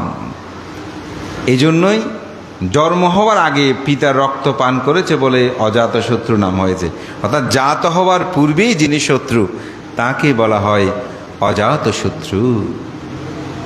এভাবে বলে যে তোমার পিতা তোমাকে ভালোবাসত। তখন তার মধ্যে অনুশোচন উৎপন্ন হয়, আমি কি করলাম? আর একটু উদাহরণ বলি। কে বলছে, মা, তোমার বয়স যখন 7-8 বছর তখন তোমার হাতে একটা ফোস্কা উঠেছিল, সেটা যদি অস্ত্রোপচার করে অপারেশন করে তাহলে তুমি কান্নাকাটি করবে। সেজন্য তোমার পিতা মুখ দিয়ে চুচে চুচে সেই পুঁজগুলো বের করে নিয়েছে। অর্থাৎ ফোড়া উঠেছে যে, সেটা যদি হাত দিয়ে টিপলে তো ব্যথা পাবে, সেজন্য মুখ দিয়ে চুচে চুচে তোমার পিতা তোমার পুঁজগুলো বের করে নিয়েছিল। সেগুলো পুত্রের শরীরের অংশ, এগুলো বাইরে ফেলা যাবে না, সেজন্য গিলে খেয়ে ফেলেছিল। এভাবেই তোমার পিতা তোমাকে ভালোবাসত। তখন তার মধ্যে অনুশোচন উৎপন্ন হয়, ওহো, আমি এটা কি করলাম। সেই সাথে হাতে রাত্রে যেতে চাইল, কিন্তু রাজনিয়ম আছে, রাত্রিকালীন সময়ে কোনো রাজা রাজপ্রাসাদ থেকে বের হতে পারে না। সারা রাত পিতার দর্শনের জন্য তিনি উদ্গ্রীব হয়েছিলেন। যখনই ভোর হলো, সৈন্য সামন্ত গিয়ে তিনি কারাগারে গেলেন। সে রাজা বিম্বিসারের কারাগার, আপনারা অনেকেই দেখেছেন যারা বুদ্ধ হয়ে গিয়েছেন, কথিত আছে। সেখানে গিয়ে পৌঁছলেন। দুঃখের বিষয়, সেদিনেই তার পিতা রাত্রে মৃত্যুবরণ করে। তিনি পিতাকে আর জীবিত অবস্থায় দেখলেন না। এই অনুশোচনায় এই অজাতশত্রু জীবন অতিবাহিত হলো। পরবর্তী সময়ে জীবক অম্রকাননে গিয়ে তিনি বুদ্ধের ধর্ম কথা শুনেছেন। সাময়েপল সূত্র বুদ্ধ দেশনা করেছেন। অনেকে সেখানে শ্রোতাপত্তি স্থগিতগামী অনাগামী অরহত হয়েছেন, কিন্তু অজাতশত্রু কোনো মার্গজ্ঞান লাভ করতে পারেন নাই। তার একমাত্র কারণ ছিল তিনি পিতৃহত্যা করেছেন। তা আমি এজন্যই বলছি, আমাদের যারা ছেলে মেয়ে আছেন, আমাদের পিতামাতাদের এরকম বিশাল অবদান, এগুলোকে আমরা একটু মনে রাখতে পারি না? আমরা কি এগুলোকে উপলব্ধি করতে পারি না? আমরা যদি এরকম উপলব্ধি করি, তাহলে আমরা কি ভোগবাদীর প্রতি আসক্তিযুক্ত হয়ে আমরা কি ধর্মটাকে ছাড়তাম? আমরা কি অন্যের হাত ধরে চলে যেতাম? আমরা কি অসংযমী জীবনযাপন করতাম? কোনো দিনও নয়। এটাকে উপলব্ধি করবেন, এটাকে ভাববেন। আপনি যে কাজটা করছেন, মনে রাখবেন আপনিও তার কর্ম সৃষ্টি করছেন। কেউ কর্মের কিন্তু বাইরে নয়। বুদ্ধ ধর্মটা এমন একটি ধর্ম, যে ধর্মের কর্মফল আপনাকে অবশ্যই উপলব্ধি করতে হবে। নৈতিক এবং নৈতিকতার যেটা অবক্ষয় বর্তমান সমাজে, এটা আমি ইতিমধ্যেই অন্য পয়েন্টগুলোতে আলোচনা করে নিয়েছি। যেমন নেশা দ্রব্য সেবন, বাজে বন্ধু বান্ধবের আড্ডায় আমাদের নীতি নৈতিকতাগুলো আমরা হারিয়ে ফেলছি। বুদ্ধির যে আদর্শ শিক্ষা, এটিকে আমরা মানতে চাই না। অনেকে আছে জন্মান্তর বিশ্বাস করতে চায় না, নির্বাণ বিশ্বাস করতে চায় না, বলে যে এগুলো কি, বুদ্ধ পূজা কি, ভিক্ষুসঙ্ঘ কি, এগুলোর প্রতি আমরা অনেকটা উদাসীন হয়ে একেবারে বিভব তৃষ্ণার মধ্যে পড়ে যায়, আসক্তিযুক্ত হই কাম্য ভোগ বস্তুর প্রতি। আমি মনে করি এটি আমাদের যুব সমাজকে ধ্বংসের কিন্তু একটা অন্যতম কারণ। আমরা মনে করি এই জীবনে খেয়ে দিয়ে চলতে পারা, এটা হচ্ছে আমাদের জীবন। সুতরাং এটি যুব সমাজকে অন্ধকার নিয়ে যায়। আরেকটি অন্যতম এখন যেটা যুব সমাজের বা আমাদের তরুণ সমাজের অবক্ষয়ের অন্যতম কারণ, সেটা হচ্ছে প্রযুক্তি। প্রযুক্তির অসৎ ব্যবহার, এটা আমাদের তরুণ সমাজকে, আমাদের পরিবার সমাজকে এখন ধ্বংস করছে। এই মোবাইলের মাধ্যমে, মিডিয়ার মাধ্যমে, এ যোগাযোগের মাধ্যমে কোথায় থেকে কোথায় আসক্তিযুক্ত হচ্ছে মানুষ। দিবারাত্রি দীর্ঘ সময়ের রাত জাগা। অবাক করার বিষয়, এই ছেলে মেয়েগুলো আমি বলবো তারা বিজ্ঞানবাদী, মানে বিজ্ঞান যেটা বলে সেটাকে তারা গ্রহণ করে। তো বিজ্ঞান কি বলে আপনাকে? বিজ্ঞান বলছে আপনি রাত 10টার আগে ঘুমিয়ে পড়বেন, ভোর 4টার মধ্যে উঠবেন। তাহলে 12টা থেকে রাত 2টা পর্যন্ত আপনার শরীরে যে সেলগুলো উৎপন্ন হয়, অর্থাৎ পুরনো সেলগুলো মরে যায়, নতুন সেল উৎপন্ন, তার শরীরে সজীব রাখে। যেমন কোনো মানুষ অসুস্থ হলে তাকে ঘুমের ওষুধ দেয় বেশি, খেয়াল করেছেন এটা? ঘুমে থাকলে সেলগুলো, অর্থাৎ শরীরটাকে রিকভার দেওয়ার জন্য এক ধরনের সেল এগুলো উৎপন্ন হয়। আমরা আগের মতন স্মৃতিধর নয় কেন? আগে মানুষ যেভাবে হিসাব করে চলতে পারত, মানুষের নাম মনে রাখতে পারত, এখন পারে না। কারণ আমরা রাত জেগে থাকি। এটা আমাদের স্মৃতিশক্তির প্রখরতাকে কমিয়ে ফেলে। তা আমাদের ছেলেমেয়ে, আগে মানুষ ভোরবেলা উঠে পড়তো, এখন রাত জেগে পড়ে। তো এই সারা রাত এই মোবাইলগুলোর অপব্যবহার, এটা আমাদের তরুণ এই সমাজ, শুধু তরুণ নয়, আমাদের যারা বলবো যুবক যুবতী বলে সবাই এটা একটা আসক্তিতে যুক্ত হয়েছে। এটাকে কি করবেন? এটাকে আমি বলবো একটা নিয়মের মধ্যে আপনি ব্যবহার করেন, কিন্তু একটা নিয়মের মধ্যে আনেন। এটা থেকে এতটা, এতটা, এতটা। কালকে একজন আমাকে ফাং করতে আসছে, তো ওনার ছেলেকে নিয়ে আসছে। আপনার ছেলে আগে থেকে একটু ভালো হয়েছে, একটু দুষ্ট, সেই বলতে বানতে কি বলিয়েন না, চোখ শেষ বলতে দেখে একটা চশমা দিয়েছে। বলতে আমাকে বানতে সেদিন সে ভাত খাচ্ছে, তো বলতে মা আমি চোখে দেখে চশমাটা আমাকে এনে দেন। অত ছোট বাচ্চা, শেষ হয়ে গেছে। আবার তরুণরা তো আছেই। আমাদের শ্রদ্ধেয় মহামান্য সঙ্গরাজ এখন 101 বছর। আমি একটা সঙ্গদানে গেলাম, শুরু হবে, তার পূর্বে দেখতে তিনি পেপার পড়তেছে যে এভাবে, কোনো চশমা নাই। আমি অবাক হলাম।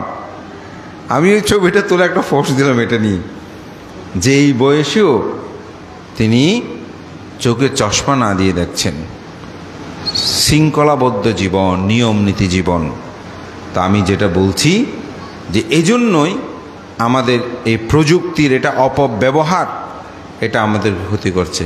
যেমন আপনারা এখানে হয়তো আমার দেশটা শুনছেন 1000, 2000, 3000 মানুষ হতে পারে, কিন্তু আপনি যখন আমাদের সাইকোময় টিভি থেকে এগুলো লাইভ দেয় আমার শিষ্যরা, যখন আমার দেশাংশের সময় দেখি ওখানে প্রায় 2000-3000 মানুষে দেখেছে, হয়তো পুরো না দেখলেও ঢুকেছে, দেখেছে তো কেউ না কেউ।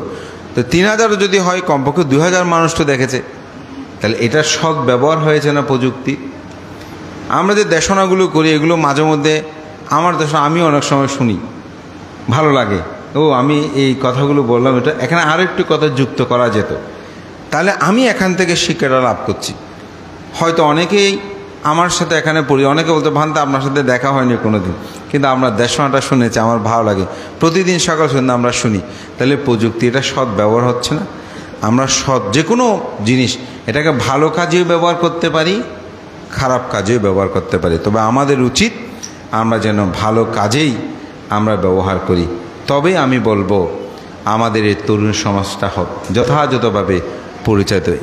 এই তরুণ সমাজ অবক্ষয়ের রোধ কীভাবে হয় তার কথাও কিন্তু আমি বলে দিয়েছি, তবে তার একটা পয়েন্ট শুধু আমি আলোচনা করব, সেটা হচ্ছে সাম্মা দিট্ঠি। বুদ্ধের ধর্ম দর্শনে আলোকে এটাকে বলতে সম্যক দৃষ্টি। যদি সম্যক দৃষ্টি সম্পন্ন হতে হয় তাহলে সেই সমগ্র অবক্ষয় থেকে মুক্তি লাভ করবে। তো সম্যক দৃষ্টি কি? সাতেপাটান সূত্রটা বলছে, দুঃখ ইয়ানা দুঃখ সমুদয়ানা দুঃখ নিরুদয়ানা দুঃখ নিরুদয়গামিনী পাটিপাদায়ানা আয়াং বিক্ষাবে সাম্মা দিট্ঠি। দুঃখ আছে, দুঃখের কারণ আছে, দুঃখ নিরুত আছে, দুঃখ নিরোধের উপায় আছে।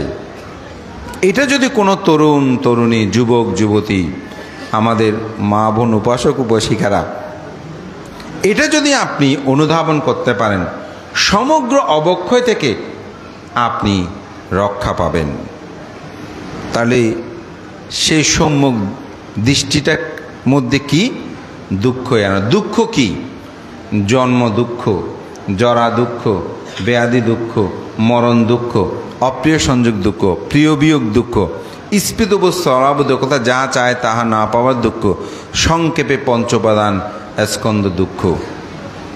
উপাসক উপাসিকা, তরুণ তরুণী, বলুন তো এই দুঃখটা আপনাদের মধ্যে আছে কিনা? সবার কাছে এই দুঃখগুলো আছে।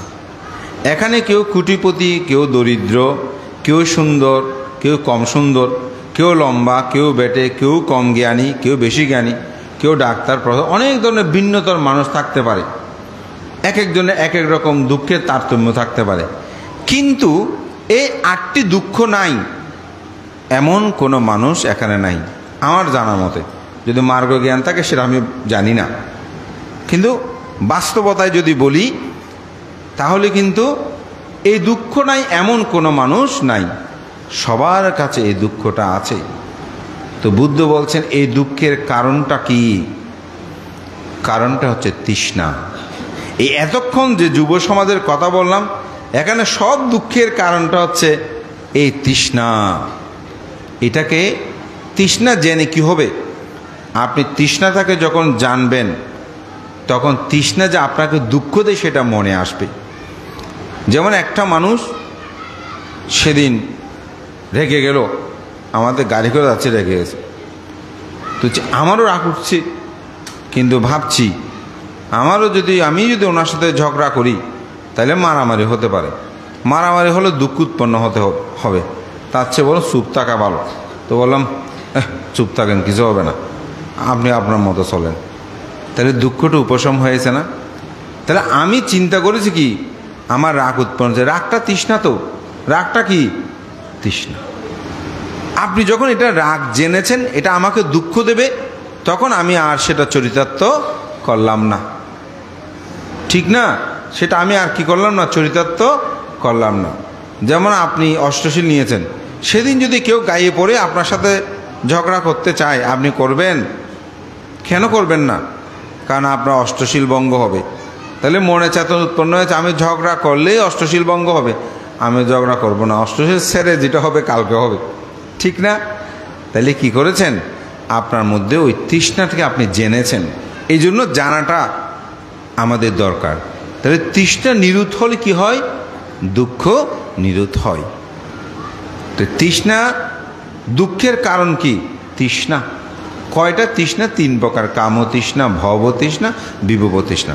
আবার এটা দ্বাদশ আয়তন নিদানে, সেটাকে আবার 12টা ভাগে ভাগ করেছেন। সেটা কি? অবিদ্যা হইতে সংস্কার, সংস্কার হইতে বিজ্ঞান, বিজ্ঞান হইতে নামরূপ, নামরূপ হতে সনাতন, সনাতন হতে স্পর্শ, স্পর্শ হতে বেদনা, বেদনা হতে তৃষ্ণা, তৃষ্ণা হতে উপাদান, উপাদান হতে ভব, ভব হইতে জন্ম। তো জন্ম হলেই তো জরা ব্যাধি মৃত্যু আপনাকে গ্রাস করবে। এটাই হচ্ছে আমার দুঃখের কারণে আমি এরকম ঘুরছি। তো অবিদ্যা নিরুদ্ধ হলে সমগ্র দুঃখ নিরুদ্ধ হবে। অত অবিদ্যা নিরুদ্ধে সংস্কার নিরুদ্ধ, সংস্কার নিরুদ্ধে বিজ্ঞান নিরুদ্ধ, বিজ্ঞান নিরুদ্ধে নামরূপ নিরুদ্ধ, নামরূপ নিরুদ্ধে সনাতন নিরুদ্ধ, সনাতন নিরুদ্ধে স্পর্শ নিরুদ্ধ, স্পর্শ নিরুদ্ধে বেদনা নিরুদ্ধ, বেদনা নিরুদ্ধে উপাদান নিরুদ্ধ, উপাদান নিরুদ্ধে ভব নিরুদ্ধ, ভব নিরুদ্ধে জন্ম জরা ব্যাধি মৃত্যু নিরুদ্ধ হলো। এটাই হচ্ছে দুঃখ নিরোধের, দুঃখ নিরোধ। তো দুঃখ নিরোধের উপায়, দুঃখ নিরোধের উপায় হচ্ছে আর্যাষ্টাঙ্গিক মার্গ, যেটাকে বলে সম্যক দৃষ্টি, সম্যক সংকল্প, সম্যক বাক্য, সম্যক কর্মান্তর, সম্যক আজীব, সম্যক ব্যায়াম, সম্যক স্মৃতি, সম্যক সমাধি, যাকে সংক্ষেপে বলছে শীল সমাধি প্রজ্ঞা। এই শীল সমাধি প্রজ্ঞার আচরণেই আপনার সমগ্র দুঃখ নিরুদ্ধ হবে। এই তরুণ সমাজ, এই যুব সমাজ, আমরা যদি এই সত্যটাকে, এই 4টা সত্যকে যদি আমরা উপলব্ধি করতে পারি, আমাদের জীবন আর কখনো অন্ধকার পথে যাবে না। তো শীল সমাধি প্রজ্ঞা সেভাবে না বলে আমি একটু দানশীল ভাবনায় বলি, কারণ শীলের সাথে দানের একটা সম্পর্ক রয়েছে। কারণ আপনি যদি শীল না থাকে, দান না থাকলে শীল থাকবে না।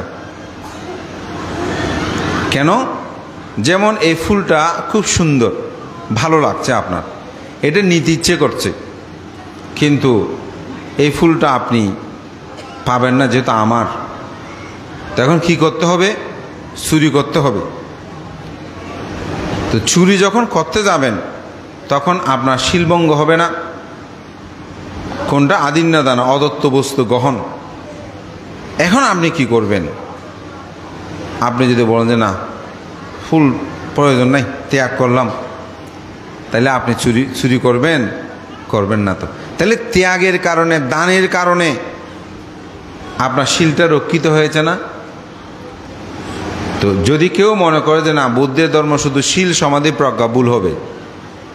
বুদ্ধের ধর্ম দানশীল ভাবনা, দশবিধ কুশলের মধ্যে একটা কুশল কর্ম। তো আজকে যেই কঠিন চিবর দান কর্ম সম্পাদন করছেন, এটি বুদ্ধ ধর্ম দর্শনের সাথে গভীরভাবে সম্পর্কযুক্ত। মহাকারণিক তথাগত বুদ্ধ, তিনি যখন জেতবন বিহারে অবস্থান করছিলেন, সেই সময় পাটীয়বাসী 30 জন ভিক্ষু এসেছিলেন বুদ্ধের কাছে বর্ষবাস শেষ করে। তাদের গায়ের যে পরিধেয় বস্ত্র, সেগুলো জীর্ণ শীর্ণ দেখেছে। তো বুদ্ধের তখন বিধান ছিল, কোনো ভিক্ষু ত্রিচিবরের অধিক তারা চিবর ব্যবহার করতে পারত না। তার 3টে চিবর ছিল। একটা ছিল অন্তবাস, নিচে যেটা পরিধান করে, আর একটা হচ্ছে উত্তরাসঙ্গ, যেটা গায়ে পরিধান করে, আর একটা হচ্ছে সাঙ্গাটি, যেটা দোবাজ করে, অর্থাৎ উত্তরাসঙ্গের ডবল বলা যায়। এই 3টে চিবর ছাড়া ভিক্ষুরা আর অন্য কোনো চিবর পরিধান করতে পারত না। তো যেহেতু সেই চিবরগুলো জীর্ণশীর্ণ হয়ে গেছে, তখন বুদ্ধ তাদেরকে আইন প্রজ্ঞাপন করলেন, হে ভিক্ষুগণ, আজ থেকে বিনয় প্রজ্ঞাপন করছি, যে ভিক্ষু ত্রৈমাসিক বর্ষাব্রত যথাযথভাবে উদযাপন করবে, তিনি কঠিন চিবর আশ্রয়ণ করতে পারবে, অর্থাৎ একটা নতুন চিবর গ্রহণ করতে পারবে। এবং এই কঠিন চিবর গ্রহণ করতে হলে তাকে 3 মাস বর্ষাবাস উদযাপন করতে হবে, তাকে প্রবারণা কর্ম সম্পাদন করতে হবে। বুদ্ধ অনবতপ্তে সহস্র পদ্মপুরীতে বসে তিনি সেখানে 500 অরহৎ ভিক্ষু সঙ্গ নিয়ে সেখানে তার শিষ্যদের মধ্যে নাগিতস্তবীকে সবাইকে বলছে যে এই কঠিন চিবর দানের সম্পর্কে কেউ কিছু বলবে কিনা। তখনই নাগিতস্তবীর বললেন, কাঠিনা দানান দাত্তওয়ানা সাঙ্গী গুণবারুত্থামে ইততিংস মহাকাব্যে নাবিজানামি দুর্গাতিন। বুদ্ধ এখানে বলছেন যে এই কঠিন চিবর নাগিতস্থবির বলছেন যে ভিক্ষু সঙ্গেশক, আমি 30 কল্প পূর্বে শিখি বুদ্ধের সময়কালে একখানা মাত্র কঠিন চিবর দান করে আমি নরক ও দুর্গতিতে গমন করে 30 কল্পে। এটা কেমন দান! তিনি শুধু সেটা নয়, রাজচক্রবের রাজা হয়েছেন, তিনি ব্রহ্মা হয়েছেন, দেবরাজ ইন্দ্র হয়েছেন। বুদ্ধ বলছেন, আমি যখন সঞ্জয় ব্রাহ্মণ হয়ে জন্মগ্রহণ করেছিলাম সেই সময়ও আমি এরকম একটা কঠিন চিবর দান করেছি, এবং এই দান করে আমি দেবরাজ ইন্দ্র হয়েছি, রাজা হয়েছি, চক্রবর্তী রাজা হয়েছি, ব্রহ্মা হয়েছি। বুদ্ধ এই দানের আনিশংস ব্যাখ্যা করেছেন। তো আমি সেখান থেকেই দুটি গাথা বলেছি। একটা হচ্ছে যে কাঠিনা দানাং দাত্ত সাব্বা দানাং দাদান্তে না আসমিং পাঠা বিমান্ডালে একাস্যা কাঠিনা দানাস্যা কালাং নাঘান্তে সোলাসিন। বুদ্ধ বলছেন, পৃথিবীর সমগ্র দানী বস্তু একত্রিত করেও কেউ যদি শতবর্ষব্যাপী দান করে তথাপি একখানা কঠিন চিবর দানের 16 ভাগের 1 ভাগ হবে না। এবং বুদ্ধ সেখানে আরও বলছেন, তাসমাহি জানা মানে না কাঠিনাস্যা গুণাং বাহং দাতাব্বাং কাঠিনাং দানাং বাবিষ্যতে মহাপ্পালাং। এই কঠিন চিবর দানের আনিশং সম্পর্কে জেনে আমরা যেন জীবনে এই কঠিন চিবর দান কর্ম একবার হলেও সম্পাদন করি। এই কঠিন চিবর দানের একটি বিশালত্বতা আছে, গভীরতা আছে। এবং বুদ্ধের ধর্ম দর্শনে যত বুদ্ধ ধর্ম কথা দেশনা করেছেন, সেখানে এই ধর্ম দেশনার শেষে কোনো না কোনো কেউ মার্গ জ্ঞান লাভ করেছেন বা সেখানে পৃথকজন ছিলেন। কিন্তু এই কঠিন চিবর দানের ব্যাখ্যা তথাগত বুদ্ধ যেখানে করেছেন সেখানে সবাই সর্ববিজ্ঞ অরহৎ ছিলেন, কেউ কিন্তু মার্গ লাভহীন ছিল না।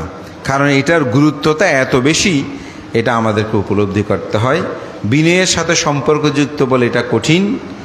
এবং চিবর মানে চিত মানে হচ্ছে উত্তম, বর মানে হচ্ছে বস্ত্র। সাধারণত বস্ত্রের সাথে এটার কোনো মিল নাই। এটার নির্দিষ্ট একটা সিস্টেম আছে, কোয়ালিটি আছে, বা এটা কত ধরনের রং হবে, কেমন হবে তার একটা ব্যাখ্যা আছে। যেমন এই চিবরকে কমপক্ষে 10 খণ্ড করতে হয় কমে, আর যদি তার ততোধিক খণ্ডিত হয় কোনো সমস্যা নাই। এবং এই খণ্ডিত হওয়ার ক্ষেত্রে বুদ্ধ গুণের বিষয় এখানে নিহিত আছে। আমি একটা উদাহরণ বলি। আমাদের শিলমিত্র তো এখন সেই উত্তর মিঠাচুরি বনবিহারের অধ্যক্ষ। তো ওখানে যখন সারমিত্র বানতে ছিলেন, তো ওখানে চুরি ডাকাতি হলো। তো আমি তখন মহাসভার দায়িত্ব ছিলাম, এসেছি ভান থেকে দেখতে। তো ভানতে ঘুরে ঘুরে দেখাচ্ছে। তো দেখাতে বলছে, দেখো লোকজিৎ আমার বেডশিটটা পর্যন্ত নিয়ে গেছে। অর্থাৎ ডাকাতগুলো এত গরিব ডাকাত ছিল যে বিছানার বেডশিটটা সব নিয়ে গেছে। তো এখন কিন্তু চিবরগুলো সব আছে। তা আমার হঠাৎ লক্ষ্য করলাম, তখন বললাম, ভানতে দেখেন যে বেডশিটটা পর্যন্ত নিয়ে গেছে কিন্তু এই চিবরগুলো নিয়ে যায়নি, কারণ এগুলো সব কাটা কাটা ছেঁড়া ছেঁড়া, অর্থাৎ তালি তালি যুক্ত। তো বুদ্ধ যে 2500 বছর আগে পর্যন্ত কি প্রজ্ঞার বুদ্ধের অচিন্তনীয় গুণব্যাখ্যা দিয়েছেন। কারণ ভিক্ষুরা দিক বিদিক ধর্ম প্রচারে যেত, তাদের এরকম সুন্দর বস্ত্র দেখলে কেড়ে নেবে, যার কারণে সেগুলো টুকরো টুকরো যুক্ত কাপড়, অর্থাৎ এগুলো সব আমরা পরিধান নতুন কাপড়, কিন্তু এগুলো কেটে কেটে কমপক্ষে 10 টুকরো করেছে, তার তো আরও বেশিও করে। তাহলে চিন্তা করে দেখেন এই কঠিন চিবরের যেমন তেমন রং, যেমন কালো হয় না, সাদা হয় না, একেবারে লাল হয় না, নীল হয় না, হলুদ বর্ণের মধ্যে সব কাঁঠাল রঙের এখানে যুক্ত আছে। সেখানে কাঁঠালের 6টা রং একটু ভিন্ন হয়, কারণ আছে। সেটা হচ্ছে শিকড়ের রং, ছালের রং, গুঁড়ার রং, পাতার রং, ফুলের রং, ফলের রং, এই জন্য একটু ভিন্নতর আছে। তো এই রঙের সাথে যুক্ত বলে এটাকে বস্ত্র না বলে বলা হয় কি চিবর। এবং দান হচ্ছে ত্যাগময়, যা সত্য ত্যাগ করে এই দানটা করতে হয়। তো দান করলে শুধু হবে না, শীল পালনটা করতে হবে। আমাদের অনেক উপাসক দান করে বলে যে বান্দা শান্তি নেই। কেন? শীল পালন না করলে শান্তি আসবে না একটা পরিবারের মধ্যে। সেজন্য আমি বলো, বাইরে যেটা সেটা হোক, ঘরের মধ্যে পঞ্চশীলটা পালন করবেন, বাইরে করবেন না সেটা না। অনেকেই ব্যবসা বলে আনতে আমরা মিথ্যা না বলে পারি না, মুখ বলি না, তো ওদেরকে তো ভাত পানি বন্ধ করতে পারবো না। তা আমি একটা কথা বলি, সেটা হচ্ছে ঘরের মধ্যে আপনি পঞ্চশীলটা পালন করবেন। অর্থাৎ ঘরের স্ত্রীর সাথে, পুত্রের সাথে, কন্যার সাথে, মা বাবার সাথে, কারো সাথে আপনি মিথ্যা বলবেন না। দেখবেন ঘরটা স্বর্গে পরিণত হবে। ঘরে ঢুকার পর আপনি শান্তি কাকে বলেন? তো এই শান্তিটা যখন ঘরের মধ্যে পাবেন, আপনি দেখবেন বাইরে গিয়েও আপনি পঞ্চশীলটা পালন করবেন। এই শীল পালন এটাই মানুষকে প্রশান্তি দেয়। আজকেও বিহারে এসেছেন, অষ্টশীল যেদিন ধারণ করেন সেদিনও বিহারে এসেছেন। 2 দিনের মধ্যে পার্থক্যটা একটু চোখ বন্ধ করে আজকে বিছানায় গিয়ে দেখবেন, 2 দিনের মধ্যে পার্থক্য আছে। অষ্টশীল যেদিন নিতে আসবেন সবার মধ্যে যেন একটা সংযমতা, কি প্রশান্তি লাগে বিহারে আসলে। আর আজকে হই হুল্লো, এখানে বসেছে কেন, এমন কোনো জায়গা নিয়েও কত ধরনের সমস্যা হতে পারে। এই শীলের যে একটা প্রভাব, গুণধর্ম, এটা এখানেই প্রতীয়মান হয়। এবং প্রতিদিন অন্তপক্ষে 10 মিনিট ভাবনা করবেন। ভাবনা একটা বিশাল প্রয়োজনীয়তা আছে। এখানে আমাদের সুমনবাবু বলেছেন যে একটু ভাবনার প্রয়োজনীয়তা, গুরুত্ব। আসলে ভাবনার গুরুত্ব বর্ণনা করে শেষ করা যাবে না। বুদ্ধি ধর্ম দর্শনের সর্বশেষ যেটা প্রাপ্তি আপনার নির্বাণ, এই নির্বাণ সাক্ষাৎ করতে হলে ভাবনা লাগবে।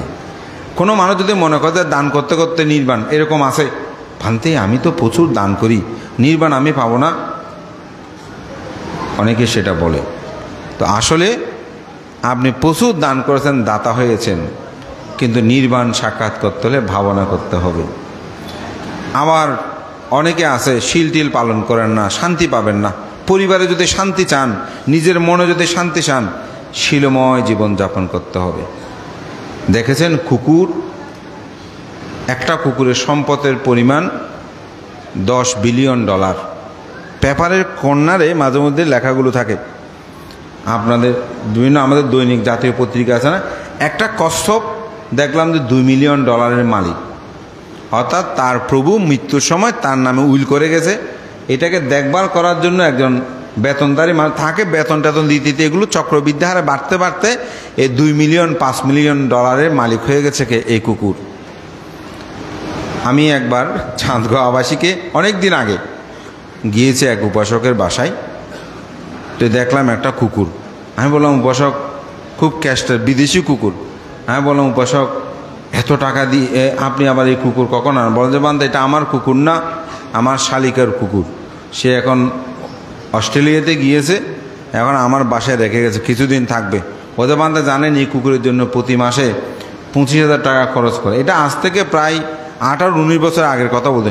তখনকার 25,000 টাকা মানে চিন্তা করে দেখেন। বলতে সাবান নিয়ে আসে একেবারে অস্ট্রেলিয়া থেকে, অমুক থেকে সমুক থেকে।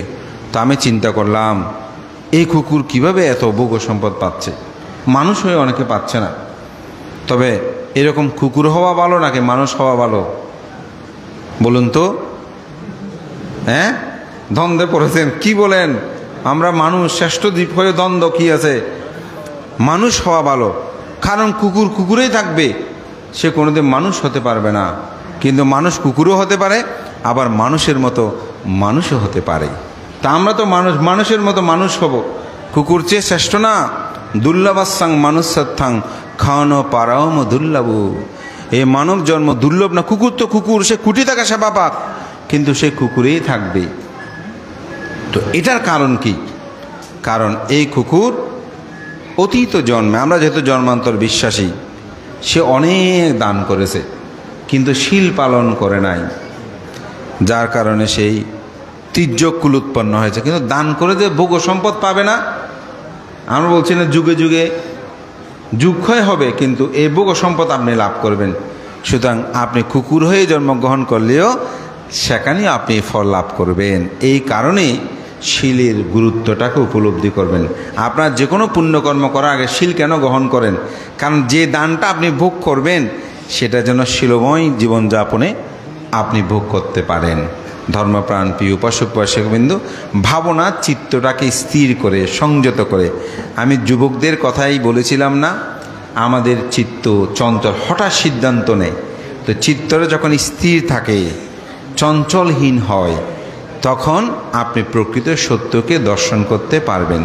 যেমন একটা গামলায় আপনি মুখ দিয়েছেন, স্বচ্ছ পানি, ঢেউ যদি থাকে চেহারাটা ঠিকমতো দেখা যাবে না, দেখা যাবে না।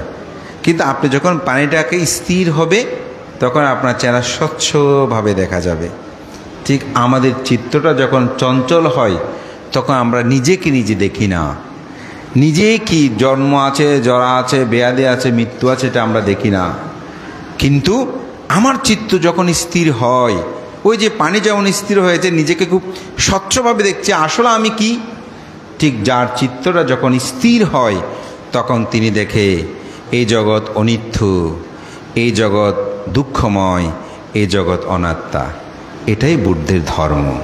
এটা যার মধ্যে থাকবে তিনি কখনো বিপদগামী হবে না, তিনি কখনো অন্ধকারে যাবে না, তিনি কখনো মিথ্যা দৃষ্টি আবদ্ধ হয়ে নিজের স্বধর্মকে তিনি ত্যাগ করবে না। আমাদের সবার উচিত বুদ্ধের এই সুদুর্লভ ধর্মকে আমরা যেন অনুধাবন করি। তাই বুদ্ধের সার তত্ত্ব ধর্মের কথা অনেক কিছু আপনাকে জানতে হবে না, আপনি একটা কথা শুধু মনে রাখবেন বুদ্ধের, সাব্বা পাপাস্যা কারণাং কুশলাস্য উপসম্পদা সাচিত্য পারিয়দপানাং ইথাং বুদ্ধানা শাসনাং। সমস্ত পাপকর্ম থেকে আমি দূরে থাকব, সবসময় আমি ভালো কাজ, সৎ কাজ, কুশল কাজ করব, এই যে দানশীল ভাবনা, এবং আমার চিত্তকে বিশুদ্ধ রাখব, উন্নত রাখব। এখানে দানশীল ভাবনা বা শীল সমাধি প্রজ্ঞা নিয়ত আছে। এটাই হচ্ছে বুদ্ধ ধর্মদর্শনের জীবন দর্শন। সদ্দীয় সভাপতি প্রমুখ মহান সঙ্গের প্রতি বন্দনা, কৃতজ্ঞতা। এখানে যে ভিক্ষু সংঘ আছে তারা সকলেই পণ্ডিত জ্ঞানী, তারা যে আমাকে সময় দান করেছেন তার জন্য সঙ্গের প্রতি কৃতজ্ঞতা জানাচ্ছি। এবং বিশেষ করে খুব ভালো লাগছে যে আজকে পূর্ব রাজারকুল এই গ্রামের অনেক কীর্তি, এখানকার সমৃদ্ধতা শুনছি। তো আমিও একটু কৃতজ্ঞতা জানানোর আমার সুযোগ হচ্ছে যে আমার 2023 সালে যে আমার ওখানে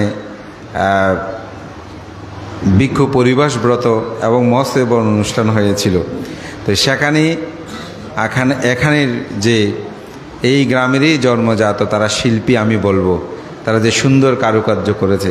এবং চট্টগ্রাম মহানগরীতে কিন্তু এই প্রথম এখানে আপনার ভিক্ষু পরিবাস ব্রত হয়েছে, এবং ভূচক্র যেটা স্বর্গপুরী বলে এটা হয়েছে। সুতরাং এটা যে এই গ্রামের মানুষরাই করেছে, এমনি রামু এটা আমি জানতাম, যেহেতু আমার অত্যন্ত প্রিয়ভাজন বন্ধুর এই গ্রামেরই সাংঘিক ব্যক্তিত্ব, ওনার জন্ম যে এখানে সেটা আমি জানতাম। জেনে খুব ভালো লাগছে আপনাদের এই মাটিতেই একজন গুণী ভিক্ষু জন্ম হয়েছে আজকে, যার মাধ্যমে বাংলাদেশে বহু প্রতিষ্ঠান, এবং আমরা আমাদের থানার মধ্যে চকরিয়াটা একটু ভিক্ষু সংঘের দিক দিয়ে অনেকটা নেতৃত্বশীল ভিক্ষু নিয়ে একটু পিছনে ছিল বলা যায়, কিন্তু সেটা আপনাদের ভান্তে অসাধারণভাবে তাদেরকে এগিয়ে নিয়েছেন। এবং সেখানে আজকে আলাপ প্রসঙ্গে চলতে চলতে শুধু বিহার নয়, সেখানে গ্রামগুলোতে শান্তি প্রতিষ্ঠায় তিনি অগ্রণীয় ভূমিকা পরিপালন করছেন। এবং আমাদের ভিক্ষু সংঘদের সবার অত্যন্ত আদরণীয় আমাদের এই শিলমিত্র রাস্তবীর, আপনাদের এই সন্তান। এটা এই জন্য বলা হয় অপরের গৌরবে যদি গৌরবান্বিত হতে না পারি সে গৌরব হয় বৃথা। সুতরাং তার গৌরবে যে আপনারা গৌরবান্বিত হতে পারেন এটাই আনন্দের, এটাই প্রীতির। তো আমি সেই যারা সেখানে শিল্পী কার্য করেছেন তাদের প্রতি আমি কৃতজ্ঞতা জানিয়ে আবারও আমার অত্যন্ত প্রিয়ভাজন প্রজ্ঞা বিনয়, তিনি যে আপনাদের সকলকে একতার সেতু বন্ধনে রেখে একটি নান্দনিক আজকে অনুষ্ঠান, বিশেষ করে আপনারা যখন আমাদের মাতৃজাতিরা মাথায় সেই কঠিন জীবন নিয়ে আসছেন, কল্পতরু নিয়ে আসছেন, তরুণরা যখন বুদ্ধ গুণী কীর্তনে মুখরিত, আমার স্মৃতি পড়ে আমার শৈশবের কথাগুলো মনে পড়ছে। ও আমাদের গ্রামেই এরকম ছিল, এখন অনেকটা কিছুটা ঝিমিয়ে পড়েছে, কিন্তু এখানে তার সজীবতা দেখে আসলে কঠিন জীবন দানটা আজকে আমাদের শ্রদ্ধেয় করুণশ্রী বান্তে সকালবেলা বলছিলেন, আমি তখন উঠে উপরে গেলেও আমি শুনি, কেউ বললে এটা আমি ওদিকে কান দিয়ে, তো তিনি বলছিলেন যে এটা চাইলে 4-5 ভিক্ষু ডেকে ইমাং কাটিনা চিবরম ভিক্ষু সাঙ্গাসব দান করা হয়, কিন্তু উৎসবটা হওয়াতে আমাদের মধ্যে একটা আন্তরিকতা সৃষ্টি হয়, সেতু বন্ধন সৃষ্টি হয়, জ্ঞাতি স্বজন আছে, আত্মীয় স্বজন আছে। তা আমাদের পূর্ব আচার্যরা যারা এটা সৃষ্টি করেছেন আমি তাদেরকে বন্দনা জানাই। এটি যে আপনারা এখনও ধরে রেখেছেন, তাই আমি বিহার সেবা কমিটি হোক, পরিচালনা কমিটি বা উদযাপন যারা আছেন তাদেরকে সাধুবাদ জানাই। এই ধারাবাহিকতাগুলো অব্যাহত রাখুন। এবং আজকেও এখানে অমুক সমুক বক্তব্যের কোনো ফুলঝুরি নেই, এখানে ধর্মদর্শন একটি সুন্দর আয়োজনে আমি অত্যন্ত প্রীত হয়েছি, আনন্দিত হয়েছি। আপনাদের প্রতি অশেষ অশেষ কৃতজ্ঞতা জানিয়ে সবার মঙ্গল সুখ কামনা করে আমাদের এই তরুণ সমাজ যেন অন্ধকারে না যায়। আপনাদের কোনো প্রশ্ন জিজ্ঞাসা থাকলে আমাদের সাথে কথা বলেন। বুদ্ধির এই সুদুর্লভ ধর্মকে আপনারা কখনোই ভুলে যাবেন না, এটি অন্তরে ধারণ করে। এরকম বুদ্ধির সেই মহাজ্ঞানীগণ যেগুলো আচরণ করেন, সেরূপ একটি মহাধর্মকে, ধর্মের মা বাবা পরিবারে আমরা জন্মগ্রহণ করি, কেন আমরা অন্ধকারে যাব? যেন অন্ধকারে না গিয়ে আমাদের তরুণ সমাজ আলোর পথে থাকে, নির্বাণের পথে থাকে, দুর্লভ মানব জীবনকে সার্থক করে, এই আশা ব্যক্ত করে সকল উপাসক দায়ীদের প্রতি আশীর্বাদ জানিয়ে সবাই তিসরণ সহ পঞ্চশীল সকাল সন্ধ্যা দুবেলা বন্দনাদি কর্ম ছেলে মেয়েদেরকে ধর্মীয় শিক্ষায় উদ্বুদ্ধ করবেন, এই আহ্বান জানিয়ে আমার নাতি দীর্ঘ ধর্মকথা এখানে শেষ করছি। জগতের সকল প্রাণী সুখী হোক।